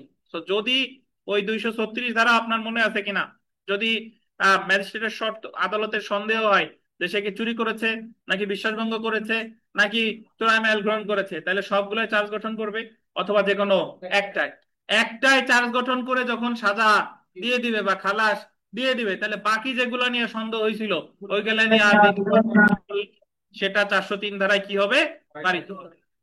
বুঝছেন? হ্যাঁ, কেউ কোনো প্রশ্ন করলেন? আচ্ছা, আপনাদের সকল প্রশ্নের উত্তর আমরা এখন সমস্যা 1, 2 এগুলো একটু পড়বো। দেখেন সমস্যা 1, তাইকে লাভ নাই, যাওয়ার হয়ে গেছে। দেখেন, খুনের খুনের চার্জে করিমের বিচার শেষে তাকে খালাস দেওয়া হয়। বুঝতে পারছেন? এক্ষেত্রে তার বিরুদ্ধে দস্যুতার কোনো চার্জ ছিল না, কিন্তু মামলার ঘটনায় প্রকাশ পায় যে খুনের সময় করিম দস্যুতা করেছিল। পরবর্তীতে করিমের বিরুদ্ধে দস্যুতার চার্জ আনা ও বিচার করা যাবে কিনা, মানে তারে এই ফ্যাক্টটা বুঝেন, তারে প্রথমে বিচার করছে খুনের মামলায়, খুনের মামলায় কি দিছে, খালাস। পরবর্তীতে জানা গেল যেদিন সে খুন করছে সেদিন সে ছিনতাইও করছে। তো এখন ওই ক্ষেত্রে তার বিরুদ্ধে দস্যুতার বিচার করা যাবে কিনা আমরা একটু মিলাই। খুনের উপাদান আর দস্যুতার উপাদান, যদিও আমরা দণ্ডবিধি এখনো পড়ি নাই, বাট প্রিলিত তো পড়ছি। খুনের ক্ষেত্রে হচ্ছে এটা মানব দেহ সম্পর্কিত, মানব জীবন সম্পর্কিত অপরাধ, এ জায়গায় সম্পত্তি নেওয়ার কোনো ব্যাপার স্যাপার নাই। আর দস্যুতা হচ্ছে সম্পূর্ণভাবে হচ্ছে সম্পত্তি সম্পর্কিত অপরাধ। দস্যুতার ক্ষেত্রে একজনের কাছ থেকে আরেকজনের ভয় দেখাইয়ে বা আঘাত করে তার কাছ থেকে এই স্থাবর ও অস্থাবর সম্পত্তি নিয়ে নেওয়া হয়। আর খুনের ক্ষেত্রে হলো আরেকজনকে কি মেরে ফেলা হয়। তাহলে এই দুইটার উপাদান কিন্তু প্রকৃতপক্ষে একই না।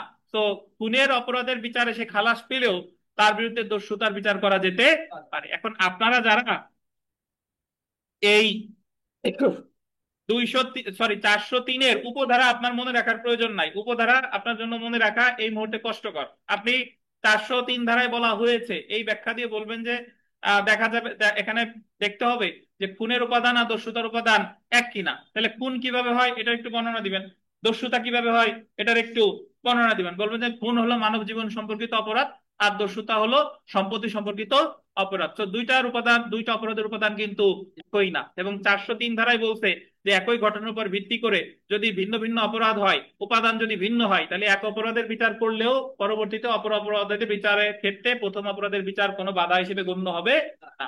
তো যেহেতু তাকে একবার মানে খুনের মামলায় তারে খালাস দিছে, কিন্তু খুন থেকে সম্পূর্ণভাবে একটা ভিন্ন প্রকৃতির অপরাধ হলো কি দস্যুতা, তাই তার বিরুদ্ধে দস্যুতার বিচার হতে কোনো বাধা নাই। আর এই ক্ষেত্রে 403 ধারার বিধানাবলী প্রযোজ্য হবে না। এই যে পড়ি দেখেন তো এই জায়গায় অনেক কিছু লেখা আছে, বাট আপনার যে এই ব্যাখ্যাটুকুই দিতে হবে এমন কোনো কথা নাই। আপনি আপনার 403 ধারা উল্লেখ করে বেশ কয়েক লাইন দিয়ে আলোচনা করে দিবেন, বুঝছেন? তো আইনগত পর্যালোচনা, খুন ও দস্যুতা অপরাধের উপাদান ভিন্ন। যদিও খুনের সময় দস্যুতা করেছে, তথাপি উক্ত দুটি অপরাধের উপাদান ভিন্ন হয় এমন অপরাধকে একই অপরাধ বলা যায় না।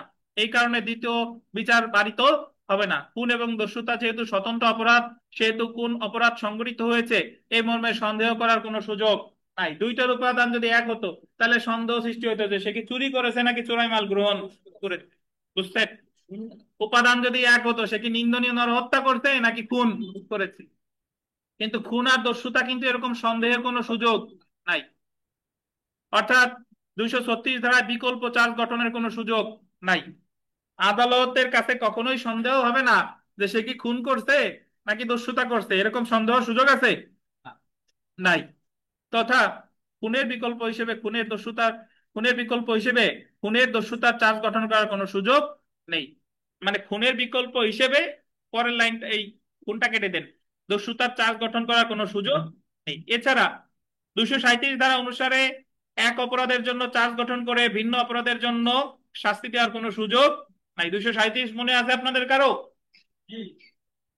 চুরির জন্য চার্জ গঠন করছিল, পরে জানা গেল সে চোরাই মাল গ্রহণ করছে, তাহলে চোরাই মাল গ্রহণের সাজা তারা দিতে পারবে 237।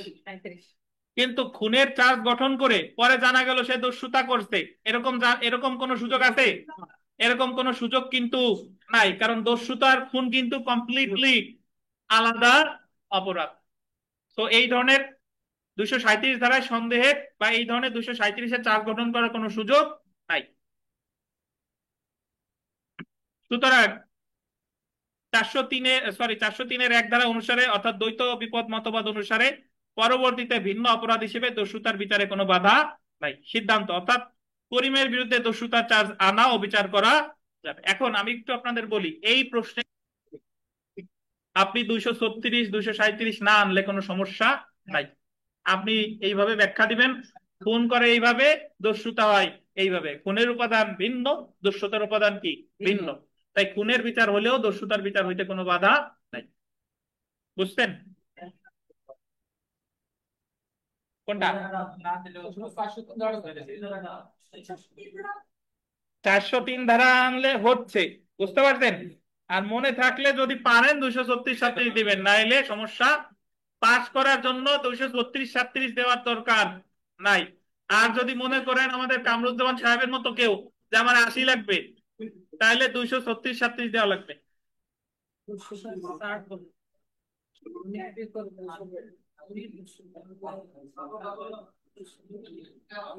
আমরা সমস্যা 2-এ আসি।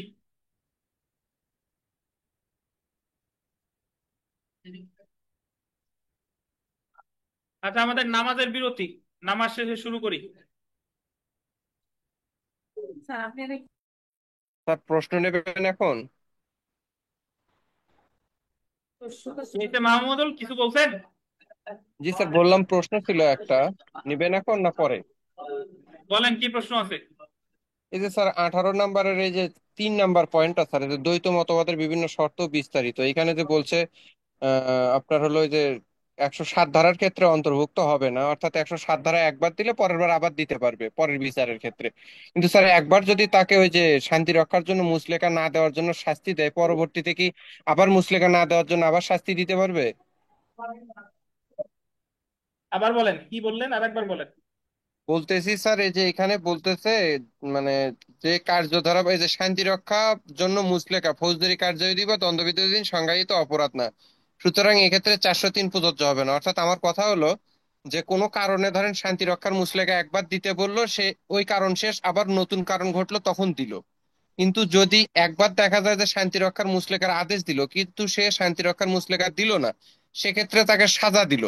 ওই সাজা খাটার পরে কি যদি আবার কোনো নতুন করে শান্তি রক্ষার মুচলেকা দেয় এবং পরবর্তীতে সে যদি সেই মুচলেকা না দেয়, আবার কি তাকে তার জন্য নতুন করে শাস্তি দিতে পারবে? শান্তি রক্ষার মুচলেকা না দিলে যে সাজা হয়, এটা রেফারেন্স দেন, কেমনে হয় সাজা, ব্যাখ্যা দেন। মানে স্যার ওই যে 107 ধারায় যে পড়ছি আমরা, শান্তি রক্ষা বা সদাচরণের মুচলেকা প্রদানের নির্দেশ দিল ম্যাজিস্ট্রেট, আর সেই সদাচরণ বা শান্তি রক্ষার মুচলেকার নির্দেশ না দিলে যে শাস্তিটা দেয় স্যার, আমি এই সেটার কথা শাস্তি, বলতেছি স্যার। আমি যেটা বলছি যে শাস্তিটা যে দেয় কোথায় পাইছেন আমার বলেন। ওইটা ওই রকমই তো মনে হয় পড়ছিলাম স্যার। কোথায় পড়ছেন, নোট দেখান বা রেফারেন্স বের করেন। তাহলে 123 স্যার। আচ্ছা, নামাজের পর উত্তর দিব, আগে আপনি বের করেন। আপনাদের হোম টাস্ক দিলাম এটা, যে 7 ধারার নির্দেশ না মানলে যে সাজা দেয় কোথায় আছে, আগে সেটা বের করেন। স্যার 118 মানে ধারায় হয় না স্যার? ওই যে 118 সিরাজুল ভাই যেটা বললো 118 ধারায় যে শাস্তিটা দেয়, ধরেন ম্যাজিস্ট্রেট একশো শান্তি রক্ষার এক- মুসলিম। 118-তে কোনো শাস্তি দেয় না।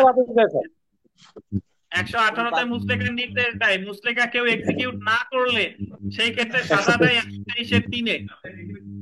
এই কথাটাই আমি বলতেছিলাম স্যার। হ্যাঁ, এই কথাটা কেমনে বলছেন, এই কথা তার একবার সাজা দিয়ে ফেলছে, তাহলে সাজা দিলে এই সাজা তার জন্য আবার সেম বিষয়ের উপর তারে মামলা করা যাবে, সমস্যা নাই। মানে আমি এটাই বলতেছিলাম যে ওই যে মুচলেকা না দেওয়ার জন্য একবার সাজা দিল, সাজা খাইটা বের হলো নতুন কেন ক্ষেত্রে আবার মুচলেকার আদেশ দিল, অবশ্যই, সেক্ষেত্রে কারণ সে এই আবার সাজা, মুচলেকা দিল না। হ্যাঁ, আবার মুসলেকা না দিলে আবার সাজা কাটবে। এই জায়গা তো সে জি সাজাটা স্যার। কাটছে মুসলেকা না দেওয়ার জন্য। জি স্যার, এই শান্তি কথাটাই আমি রক্ষা তো বলতে তারপরে চাচ্ছিলাম এখনো স্যার। হতে পারে, বুঝছেন? জি স্যার, ধন্যবাদ স্যার। ঠিক আছে, তো বিরতির পরে আমরা ক্লাস শুরু করতেছি। 2 নাম্বার প্রশ্নটা একটু দেখেন। তো তার আগে অনলাইনে যারা আছেন, আপনারা কি শুনতে পাচ্ছেন ভাই, একটু জানান।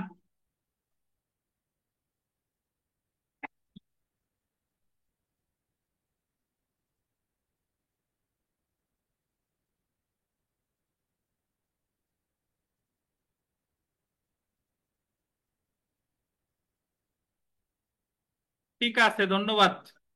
আমরা সমস্যা নাম্বার 2 এটা একটু পড়ি। দণ্ডবিধির 326 ধারায় গুরুতর আঘাতের অভিযোগে জামানের শাস্তি হয়। 326 ধারায় ওনার গুরুতর অভিযোগে ওনার শাস্তি হয়েছে। উক্ত আঘাতের ফলশ্রুতিতে পরবর্তীতে জখমী ব্যক্তি কামাল মৃত্যুবরণ করে। পরবর্তীতে ওই অলরেডি একটা মামলার বিচার শেষ হয়ে গেছে এবং ওই মামলাটার ধারা ছিল গুরুতর আঘাত, নাকি আহ মানে মারাত্মক অস্ত্রের সাহায্যে গুরুতর আঘাত। তো ওই মামলায় শাস্তি হয়েছে, পরবর্তীতে ওই লোকটা আবার মারা গেছে। নরহত্যার অভিযোগে পরবর্তীতে জামিনের বিচার করা যাবে কিনা, তো বলেন তো যাবে কিনা। অলরেডি আমি আপনাদের বলছিলাম তো। আচ্ছা, আমি কিন্তু আপনাদের, যেহেতু আপনারা পুরাতন, নতুন এই মুহূর্তে আর কেউ নাই, এই কারণে এই ঘটনার বর্ণনা বিচার্য বিষয় এগুলার সরাসরি যাচ্ছি না, একেবারে সরাসরি আইনানুগ পর্যালোচনায় চলে আসতেছি। তো এখানে কিছু বিষয় আছে। বিষয়টা হলো যে যদি ওই 26-এর মামলার বিচারের সময় মারা যেত, বা 26-এর মামলা বিচার চলাকালীন সময়ে তার মারা যাওয়ার তথ্য আদালতের কাছে গোচরীভূত হতো, তাহলে ওই চার্জ পরিবর্তন হয়ে 302-এর চার্জ এসে যেত। বুঝতে পারছেন? কিন্তু যতদিন পর্যন্ত 326-এর মামলা বিচার হয়েছে ততদিন পর্যন্ত কিন্তু এই ঘটনাটা ঘটে নাই। তো এই ক্ষেত্রে আমাদের 403 ধারায় বিধান আছে যে আবার তার বিরুদ্ধে খুনের মামলা করা যাবে। এই যে দেখেন, নরহত্যার অভিযোগে পরবর্তীতে জামিনের বিচার করা যাবে। ফৌজদারি কার্যবিধি 403-এর 3 ধারায় বলা হয়েছে, যখন অভিযুক্তকে দণ্ডিত করা হয়েছিল তখন পূর্ববর্তী অপরাধটির ফলাফল সংঘটিত না হলে, এই যে আন্ডারলাইন করেন, পূর্ববর্তী অপরাধটির ফলাফল সংঘটিত না হলে বা আদালতের জানা না থাকলে, সেই ক্ষেত্রে পূর্বে যে অপরাধের জন্য তাকে দণ্ডিত করা হয়েছে সেই অপরাধের ফলাফল হতে সৃষ্ট ভিন্ন কোনো অপরাধের জন্য অভিযুক্তকে দণ্ডিত করা যেতে পারে। তার শাস্তি দিছে কিসের জন্য? 326। কিন্তু মারা যাওয়া একটা কি অপরাধ? ভিন্ন অপরাধ। এবং যতদিন পর্যন্ত 26-এর বিচার হচ্ছে ততদিন পর্যন্ত সে মারা যায় নাই, এই ক্ষেত্রে তার বিরুদ্ধে বিচার করা যাবে। 326 ধারায় গুরুতর আঘাতের শাস্তি দেওয়ার সময় উক্ত আঘাতের ফলাফল যে মৃত্যু হতে পারে সেটা আদালতের জানা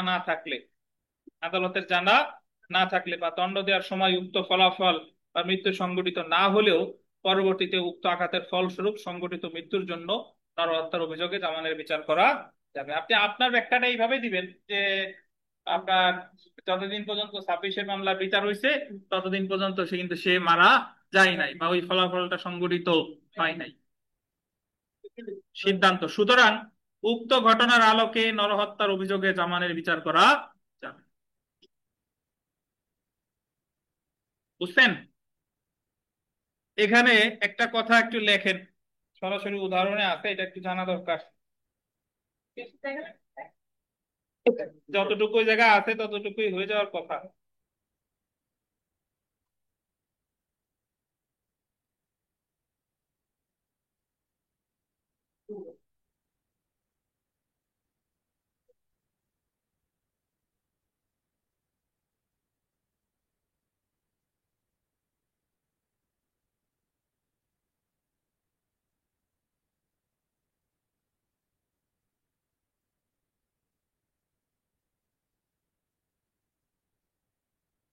দেখেন যে ঘ এর ঘ ঘ বুঝেন তো? ঘ এর জিনিসপত্র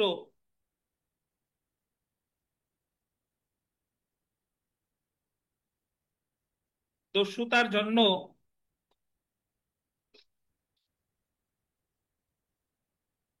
দস্যুতার জন্য আবার বলি, ঘ এর জিনিসপত্র দস্যুতার জন্য প্রথম শ্রেণীর ম্যাজিস্ট্রেট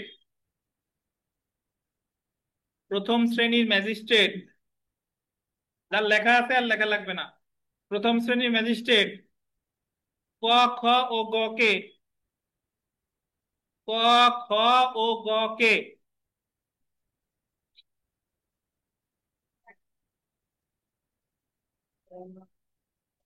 ক, খ ও গ কে অভিযুক্ত ও দণ্ডিত করেন।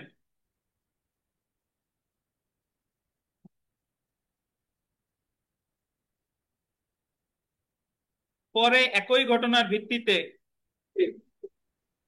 পরে একই ঘটনার ভিত্তিতে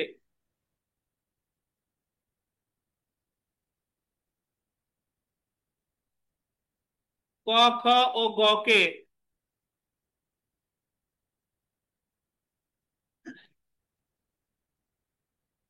ডাকাতির জন্য অভিযুক্ত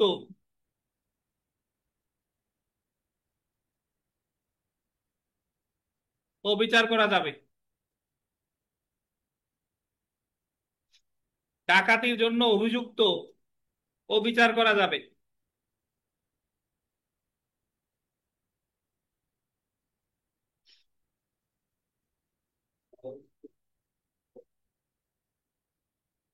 আবার বলি আমি, ঘ এর জিনিসপত্র দস্যুতার জন্য প্রথম শ্রেণী ম্যাজিস্ট্রেট ক, খ ও গ কে অভিযুক্ত ও দণ্ডিত করেন।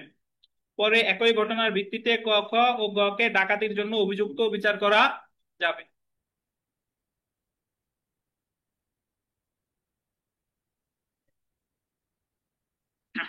এই বিষয়টা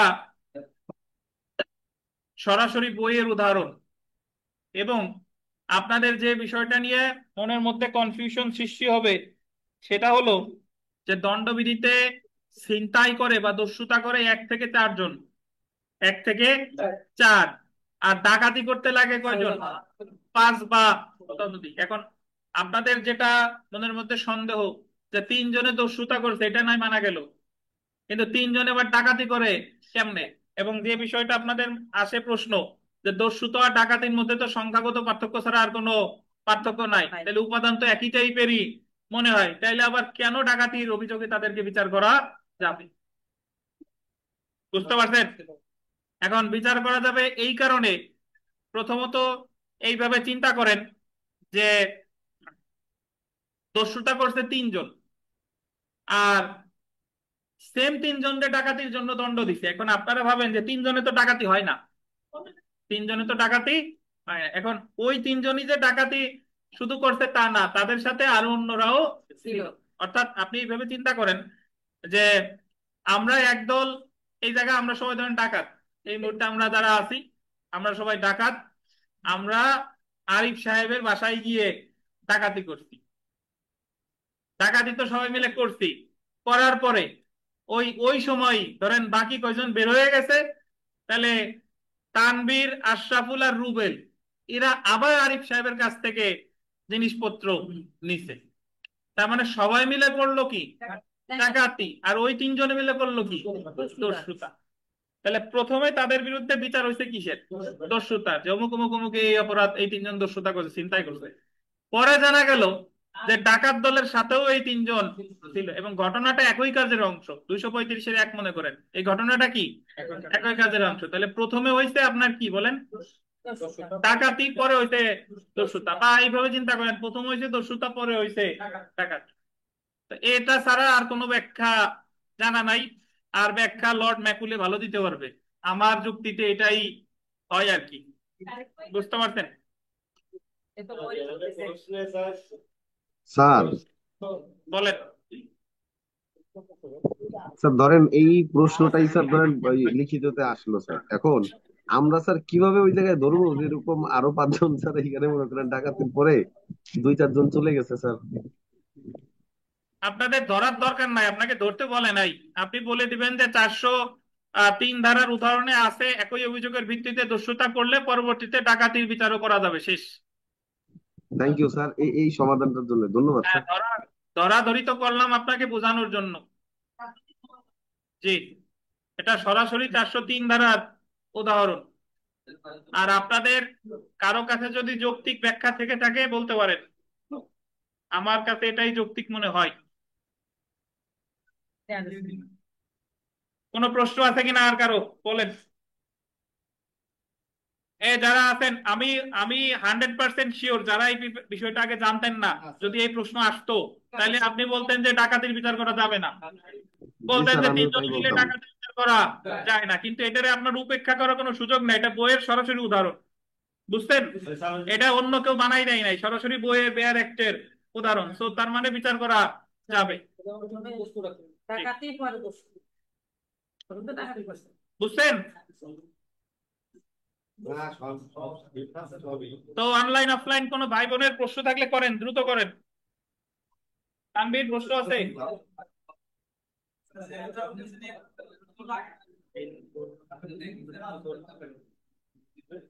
এই কারো উদাহরণ দরকার আছে, মানে প্রশ্ন আছে কিনা? মিতা, আপনি, মুন্নি বা বাদন সাহেব?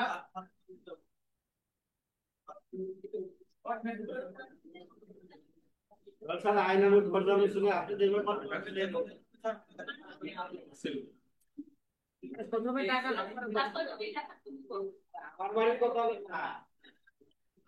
আচ্ছা, ধন্যবাদ।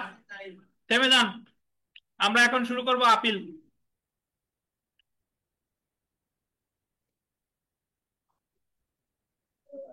এবং আমরা প্রথমে 19-এর ক নাম্বার প্রশ্নটা দেখি, কোন কোন ক্ষেত্রে ফৌজদারি আপিল চলে না, আপিল নিষ্পত্তির ক্ষেত্রে আপিল আদালতের ক্ষমতা কি কি। তো আমি একটু আপনাদের জিজ্ঞাসা করি যে যেহেতু আমরা দেওয়ানি কার্যবিধি শেষ করে এসেছি, দেলোয়ার বলেন তো আপিল কাকে বলে?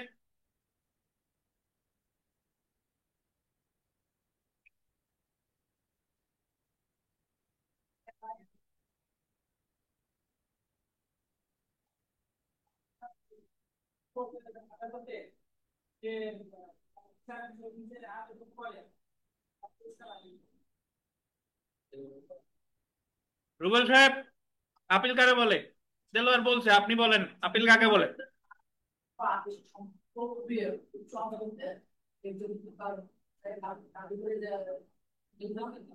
শুনেন,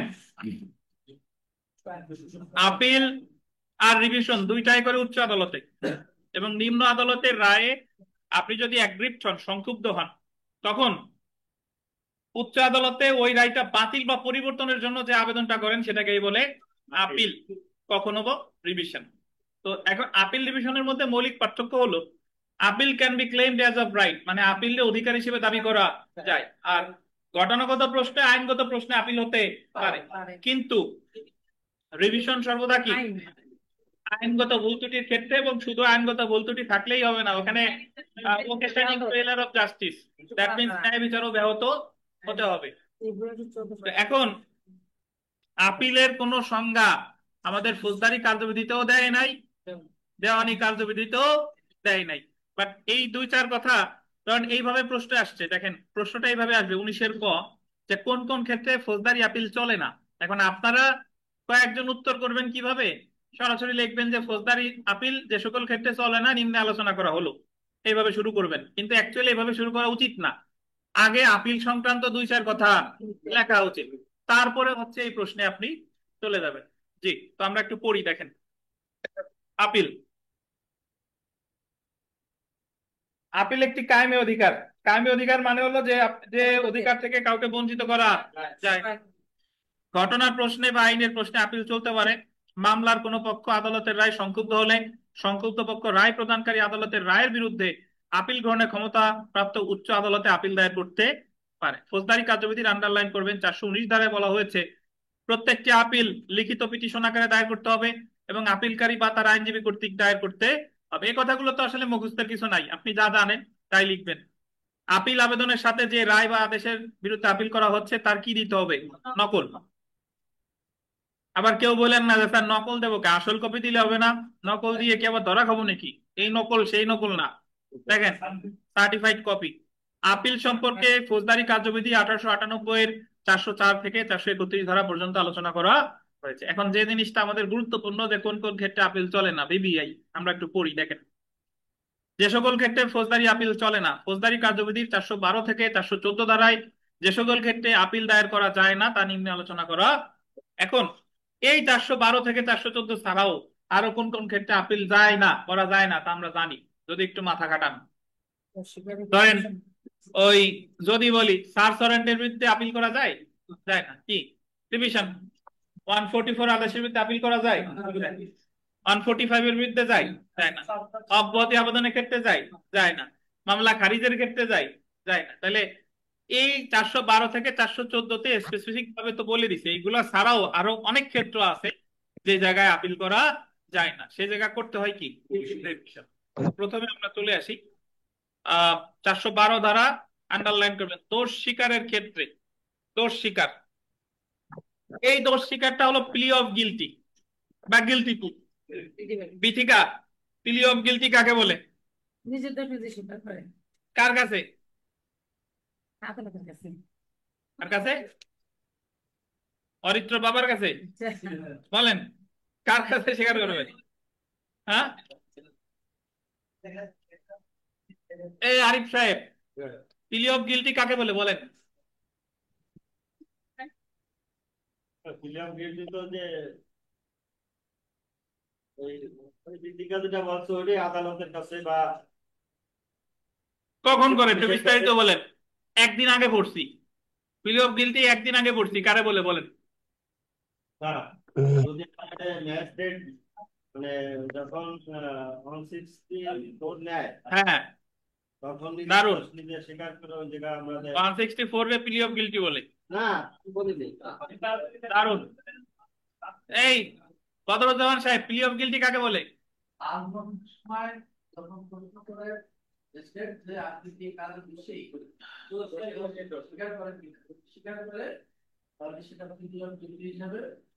ধন্যবাদ। অনলাইনে একজন বলেন প্লি অফ গিলটি কাকে বলে, কে বলতে চান? আর 243 ধারায় চার্জ গঠনের সময় যদি আসামিকে ম্যাজিস্ট্রেট জিজ্ঞাসা করে যে আপনি অপরাধ স্বীকার করেন কিনা, আসামি যদি বলে যে হ্যাঁ আমি আমার অপরাধ স্বীকার করি, এই অপরাধ আমি করছি, তাহলে এটাই স্যার প্লি অফ গিলটি বা গিলটি প্লিট। আর এই ক্ষেত্রে ম্যাজিস্ট্রেট আসামিকে দণ্ড দিতে পারে, তবে দিতে বাধ্য নয়। ধন্যবাদ। ওই আপনার কনফেশনটাও দোষ স্বীকার বলে, 164-এ যেটা করে সেটা হলো দোষ স্বীকার, ওটাও কনফেশন, ওটার নাম হলো কনফেশন। 164-এ কিন্তু সাজাতে সাথে সাথে সাজা দেওয়া যায় না।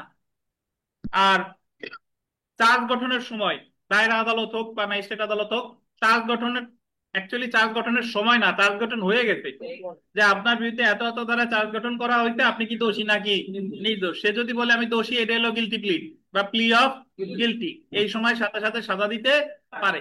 আর যদি সাজা না দেয় তাহলে বিচার চালিয়ে যাবেন। তাহলে এখন সাধারণত যখন তাকে জিজ্ঞাসা করা হয় যে আপনার বিরুদ্ধে এত এত ধারা চার্জ গঠন করা হলো, আপনি কি দোষী নাকি নির্দোষ, সে যদি বলে আমি দোষী, তাহলে তো তারা আদালত যদি সাজা দিয়ে ফেলে, তাহলে এই সাজার বিরুদ্ধে আর আপিল করা যাবে না। সেই কথাটাই বলেছে 412 ধারায়। তবে কথা আছে, দণ্ডের বৈধতা বা যৌক্তিকতার ক্ষেত্রে আবার আপিল করা যাবে। মানে আমারে সাজা দিতে পারতো 200 টাকা, উনি দিছে 300 টাকা।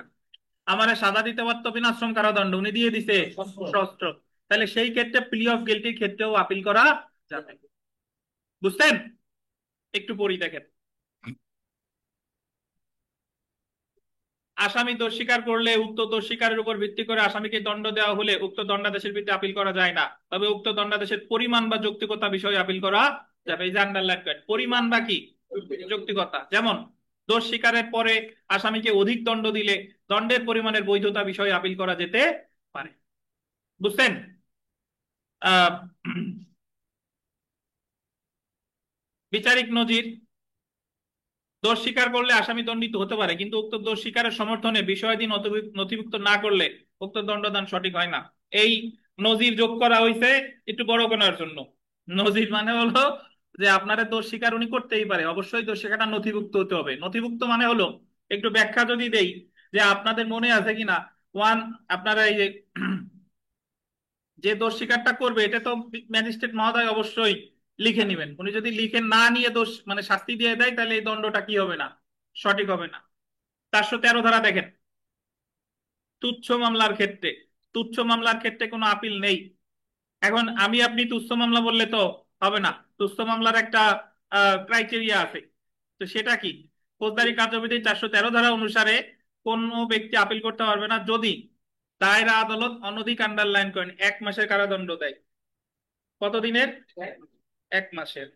দায়রা আদালত যদি 1 মাসের কারাদণ্ড দিয়ে দেয়, তাহলে সেটার বিরুদ্ধে আপিল করা যাবে না। এই জায়গায় দায়রা আদালত বলতে দায়রা জজ, অতিরিক্ত দায়রা জজ, যুগ্ম দায়রা জজ, তিনজনকেই বুঝাবে। বুঝছেন?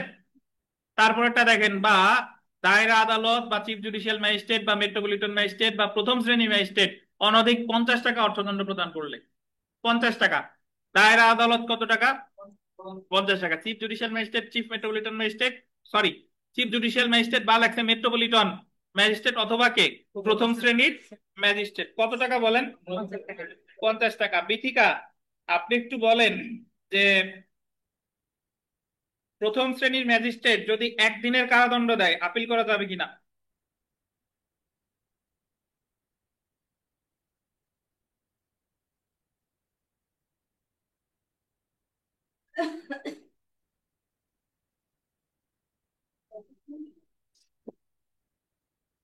পড়ছে, এই জায়গায় উত্তর আছে। তানভীর, প্রথম শ্রেণীর ম্যাজিস্ট্রেট 1 দিনের কারাদণ্ড দিছে, আপিল করা যাবে কিনা?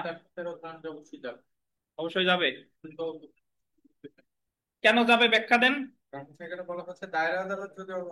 এক্স্যাক্টলি, দায়রা আদালত 30 দিন দিলে আপিল করা যায় না, কিন্তু ম্যাজিস্ট্রেট আদালতে 1 দিন দিলেও আপিল করা যাবে। ওকে। তারপরে দেখেন, এখানে একটা বিষয় আপনারা হয়তো বা মনে করতে পারেন যে ভুল লেখা আছে, বাট অ্যাকচুয়ালি ভুল না। দায়রা আদালত লেখা আছে, চিফ জুডিশিয়াল আছে। এখন আপনার ধারণা চিফ জুডিশিয়াল থাকলেই তো ওই জায়গায় চিফ মেট্রোপলিটন থাকার কথা, বাট ওই জায়গায় চিফ মেট্রোপলিটন নাই, ওই জায়গায় আছে মেট্রোপলিটন ম্যাজিস্ট্রেট বা অন্য কোনো প্রথম শ্রেণীর ম্যাজিস্ট্রেট। কত টাকা? 50 টাকা। এনারা 50 টাকা অর্থদণ্ড দিলে আপিল করা যাবে না।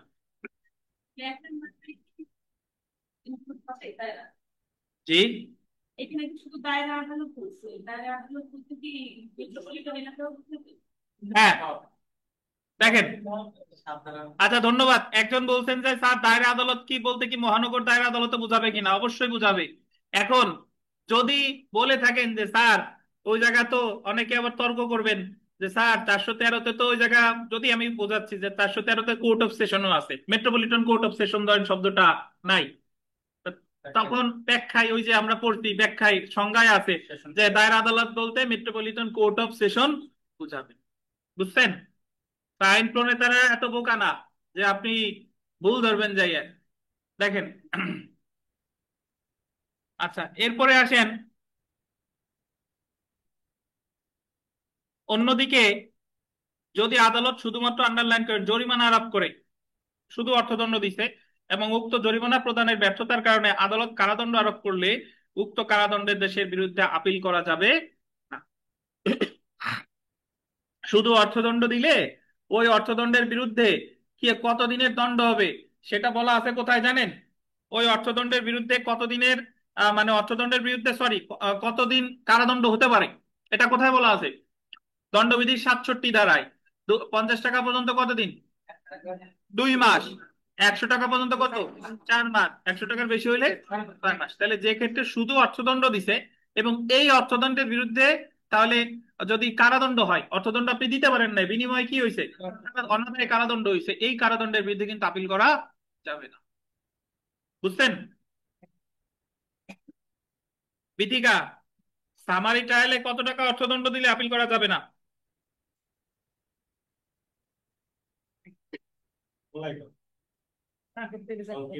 বাংলা হলো সংক্ষিপ্ত বিচারে কত টাকা অর্থদণ্ড দিলে আপিল করা যাবে না? 200 টাকা দিলে আপিল করা যাবে না। রুবেল বলেন কখন 200 টাকা দিলেও আপিল করা যাবে?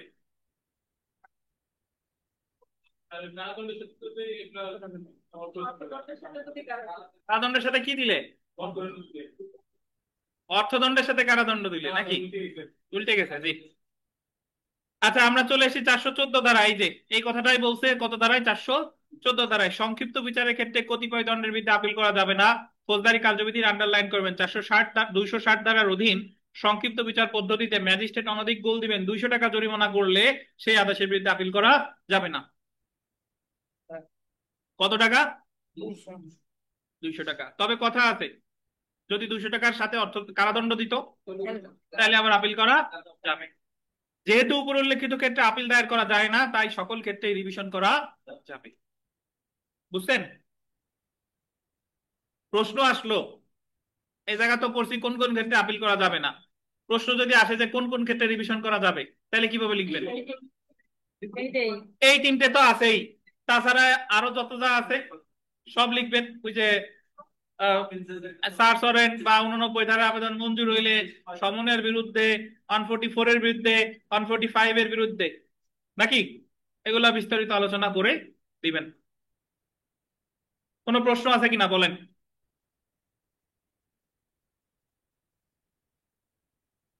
আমরা আপিল আদালতের ক্ষমতায় চলে আসি।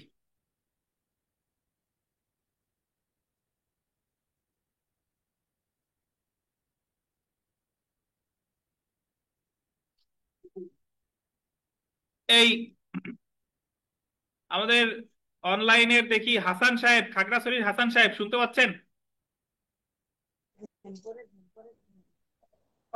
আসসালামু আলাইকুম স্যার, শুনতে পাচ্ছি স্যার। ওয়ালাইকুম আসসালাম, কেমন আছেন? জি স্যার, আলহামদুলিল্লাহ ভালো আছি স্যার। ভালো আছি। আলহামদুলিল্লাহ। হাসান সাহেব বলেন যে দেওয়ানি আদালতের, দেওয়ানি কার্যবিধির ক্ষেত্রে আপিল আদালতের ক্ষমতা কোথায় আছে? আপিল আদালতের ক্ষমতা সম্পর্কে স্যার 26 আদেশে বলা আছে স্যার। স্যার 107 আছে স্যার। 107 আর 26 আদেশ। 26 আদেশ? 26 আদেশে নাই স্যার, 26 আদেশে কমিশন। 26 আদেশে কি আছে? কমিশন সম্পর্কে commission sir. Sorry sir. Viva বোর্ডে করে কি, ধরেন আপনারা সেম প্রশ্ন করছে, আপনি বলে ফেলছেন 26 আদেশ, তখন উনি আবার চলে যাবে প্রশ্ন 26 আদেশে। 26 আদেশে কি আছে বলো, যখন আবার ভুল আর একটা বলবেন তখন ওটার ভিতর ঢুকবে। মানে আস্তে আস্তে এইভাবে চলতে থাকে আর কি। তো অ্যাকচুয়ালি আপিল আদালতের ক্ষমতা আমরা পড়াইছি আপনাদের, আপিল আদালতের ক্ষমতা 107 ধারায়, আর 107-এ আপিল আদালতের ক্ষমতা আছে কয়টা? 4টা। To determine A case finally, মানে মামলা চূড়ান্তভাবে নিষ্পত্তি করতে পারে। টু রিমান্ড এ কেস, পুনর্বিচারে পুনঃপ্রেরণ করতে পারে। তারপরে টু ফ্রেম এডিশনাল ইস্যু, ওই যে অতিরিক্ত চার্জ গঠন করতে পারে। আর টু টেক এডিশনাল এভিডেন্স, অতিরিক্ত সাক্ষ্য গ্রহণ করতে পারে। এবং এইগুলা বিস্তারিত বর্ণনা করছে 41/24 বিধি, 41/23 বিধি, 41/25 বিধি, 41/27 আর 28 বিধি। মনে করাই দিলাম। তো আমাদের ফৌজদারি কার্যবিধিতে আপিল আদালতের ক্ষমতা আছে 423 ধারায়। এবং ফৌজদারি কার্যবিধির আপিল আদালতের ক্ষমতা যদি বলি, আমি আপনাদের প্রিলি পড়ানোর সময় বলছিলাম ইনি যা খুশি তাই করতে পারে। যা খুশি তাই করতে পারে এই কথার অর্থ কি? ধরেন যদি কাউরে দণ্ড দেয়, দণ্ডাদেশের বিরুদ্ধে আপিল কে করবে? আসামি। তাহলে ওই দণ্ড তারে দণ্ড কমাইতে পারে, বাড়াতে পারে, খালাস দিতে পারে, পুনর্বিচারের নির্দেশ দিতে পারে। তার মানে কি যা খুশি তাই করতে পারে? খালাস যদি দেয়, খালাসের বিরুদ্ধে আপিল কে করে? বাদী। তাহলে খালাসের আদেশকে দণ্ডাদেশে রূপান্তর করতে পারে, নতুন বিচার নির্দেশ দিতে পারে, তারপরে আবার অতিরিক্ত মানে ইস্যু ফ্রেম চার্জ গঠন করতে পারে, যা খুশি তাই করতে পারে।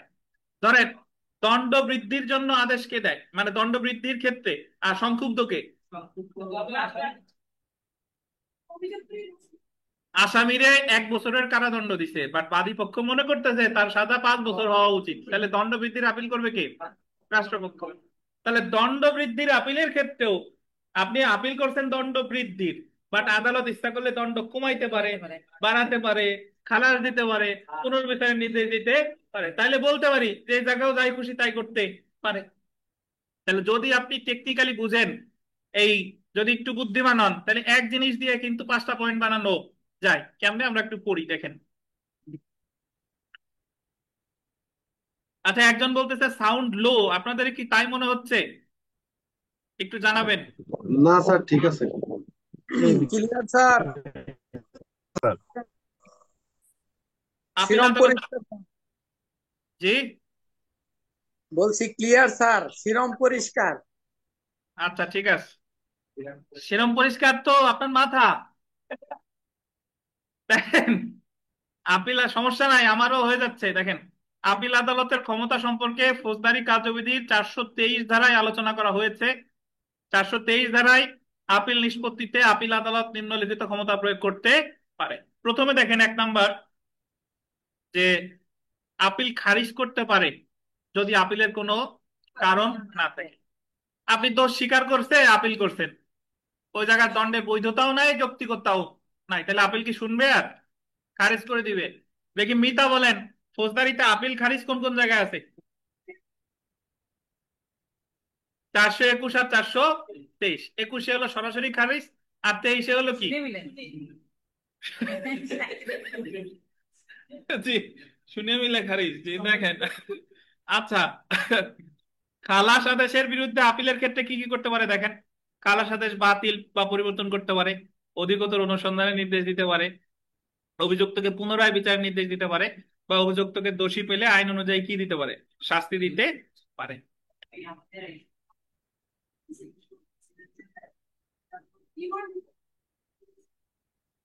আসতেছি।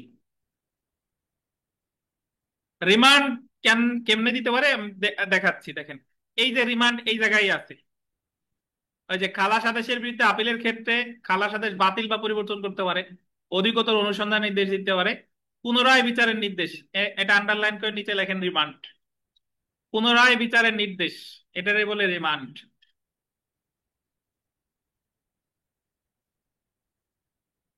রিমান্ড শব্দের অর্থ হলো ফেরত পাঠানো, টু সেন্ড ব্যাক। বুঝছেন? আপিল করছেন, আপিল আদালত আবার পুনরায় বিচারের জন্য বিচারিক আদালতে ফেরত পাঠাইছে। ফৌজদারিতে দেওয়ানিতে আছে 41/23 বিধি আর 107-এর খ। বুঝছেন? আর নর্মালি আমাদের ফৌজদারিতে রিমান্ড বলতে আমরা যেটা বুঝি 167-এর 2 আর 344। বাট এই যে এক ধরনের, এই জায়গায় আসামিরে ফেরত পাঠাচ্ছে না, এই জায়গায় ফেরত পাঠাচ্ছে কারে? মামলা ফেরত পাঠাচ্ছে। বুঝছেন?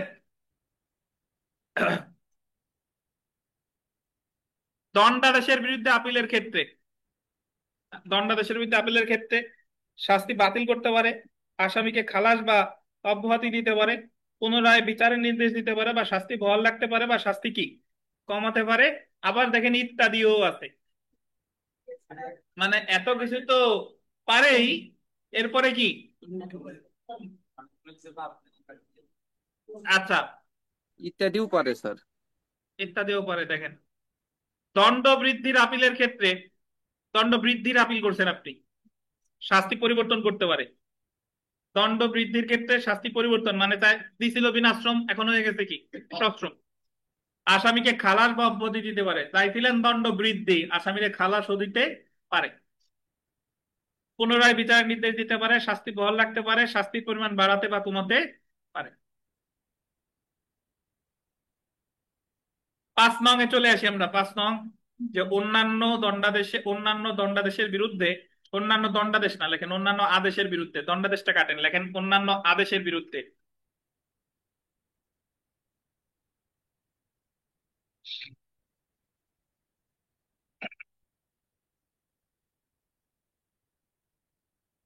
অন্যান্য আদেশের বিরুদ্ধে আপিলের ক্ষেত্রে আদেশ পরিবর্তন বা বাতিল করতে পারে। অন্যান্য আদেশ বলতে বোঝায়, ওই যে ধরেন আমি যদি উদাহরণস্বরূপ বলি যে 89-এর আবেদন নামঞ্জুর হইলে, এটা একটা অন্য আদেশ নাকি? 118 ধারার আদেশ, এটাও অন্যান্য আদেশের মধ্যে পড়ে। তারপরে 122 ধারায় পাওয়ার টু রিজেক্ট সিউরিটিস, ওই যে জামিনদার বা জামানত প্রত্যাখ্যান, এটাও একটা অন্যান্য আদেশ। তারপরে ওই যে মনে আছে কিনা 476 ধারা, 476 ধারা, এগুলো একটা অন্যান্য আদেশ। তবে এখানে বিশেষভাবে উল্লেখ্য যে অভিযুক্ত যে অপরাধ করেছে সেই অপরাধের জন্য আন্ডারলাইন করেন, যে শাস্তি দেওয়া যেত আপিল আদালত তার থেকে অধিক শাস্তি দিবে না।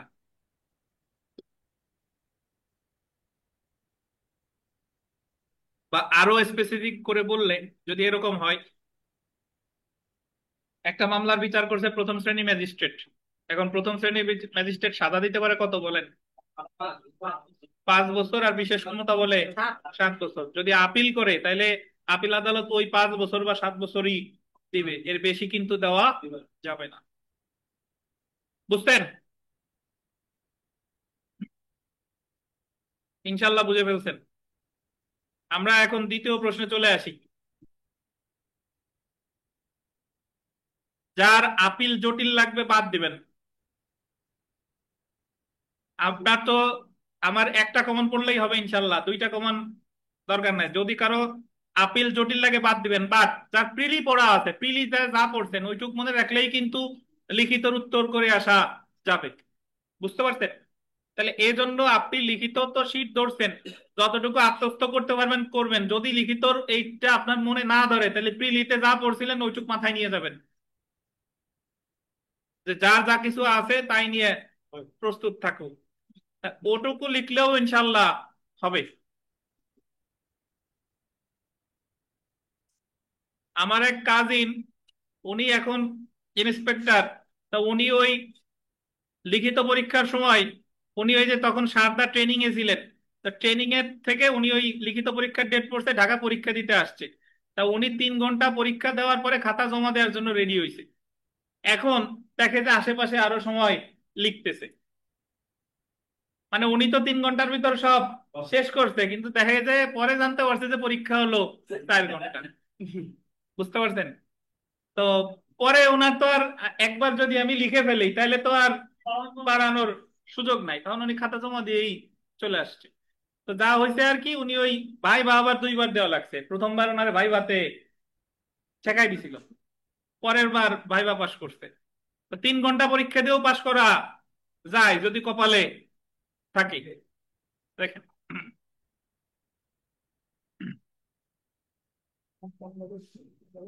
আচ্ছা এখন আমরা চলে আসি, একটু প্রশ্নটা পড়ি। সেটা হলো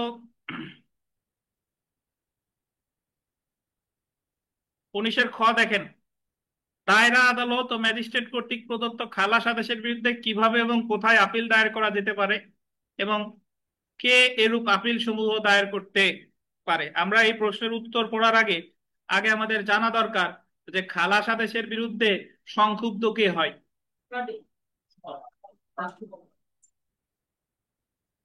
দেলোয়ার, খালাস দিলে কে সংক্ষুব্ধ হয়?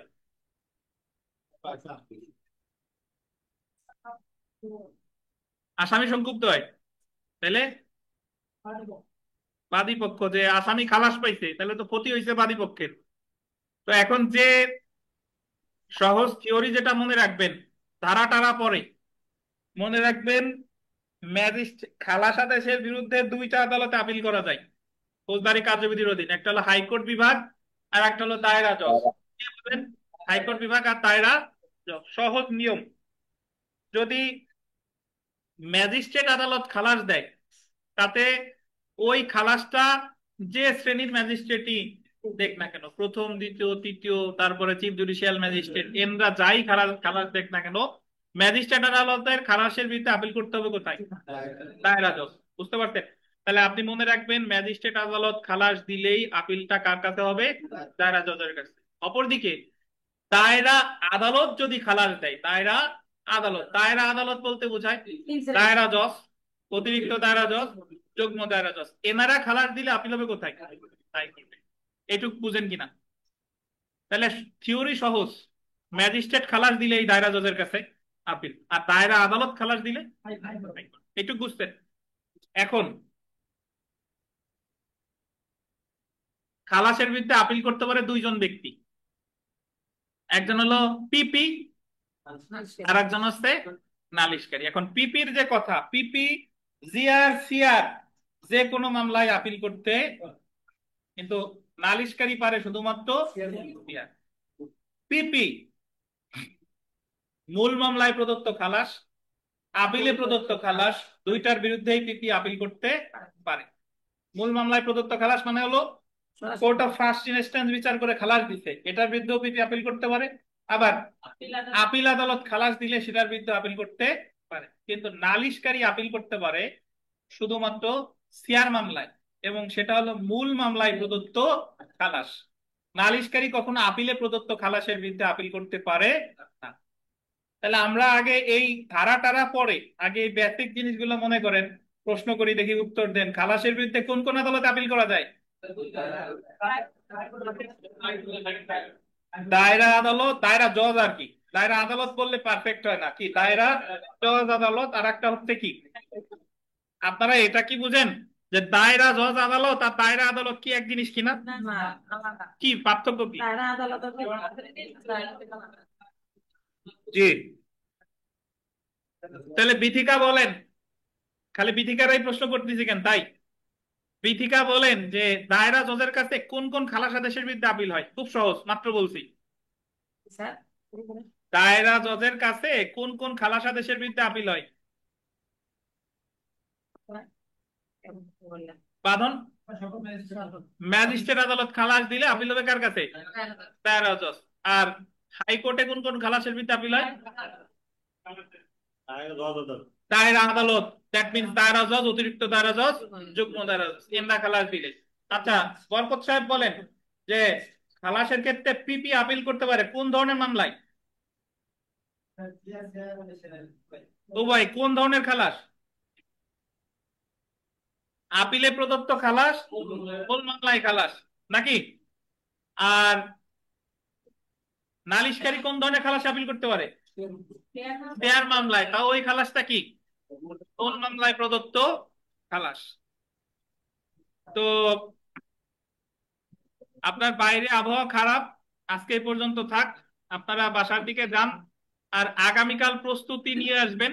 আগামীকাল আমরা ফৌজদারি কার্যবিধি শেষ করব, তাতে একটু বেশি সময় লাগলেও আগামীকালই শেষ করতে হবে, কোনো উপায় নাই।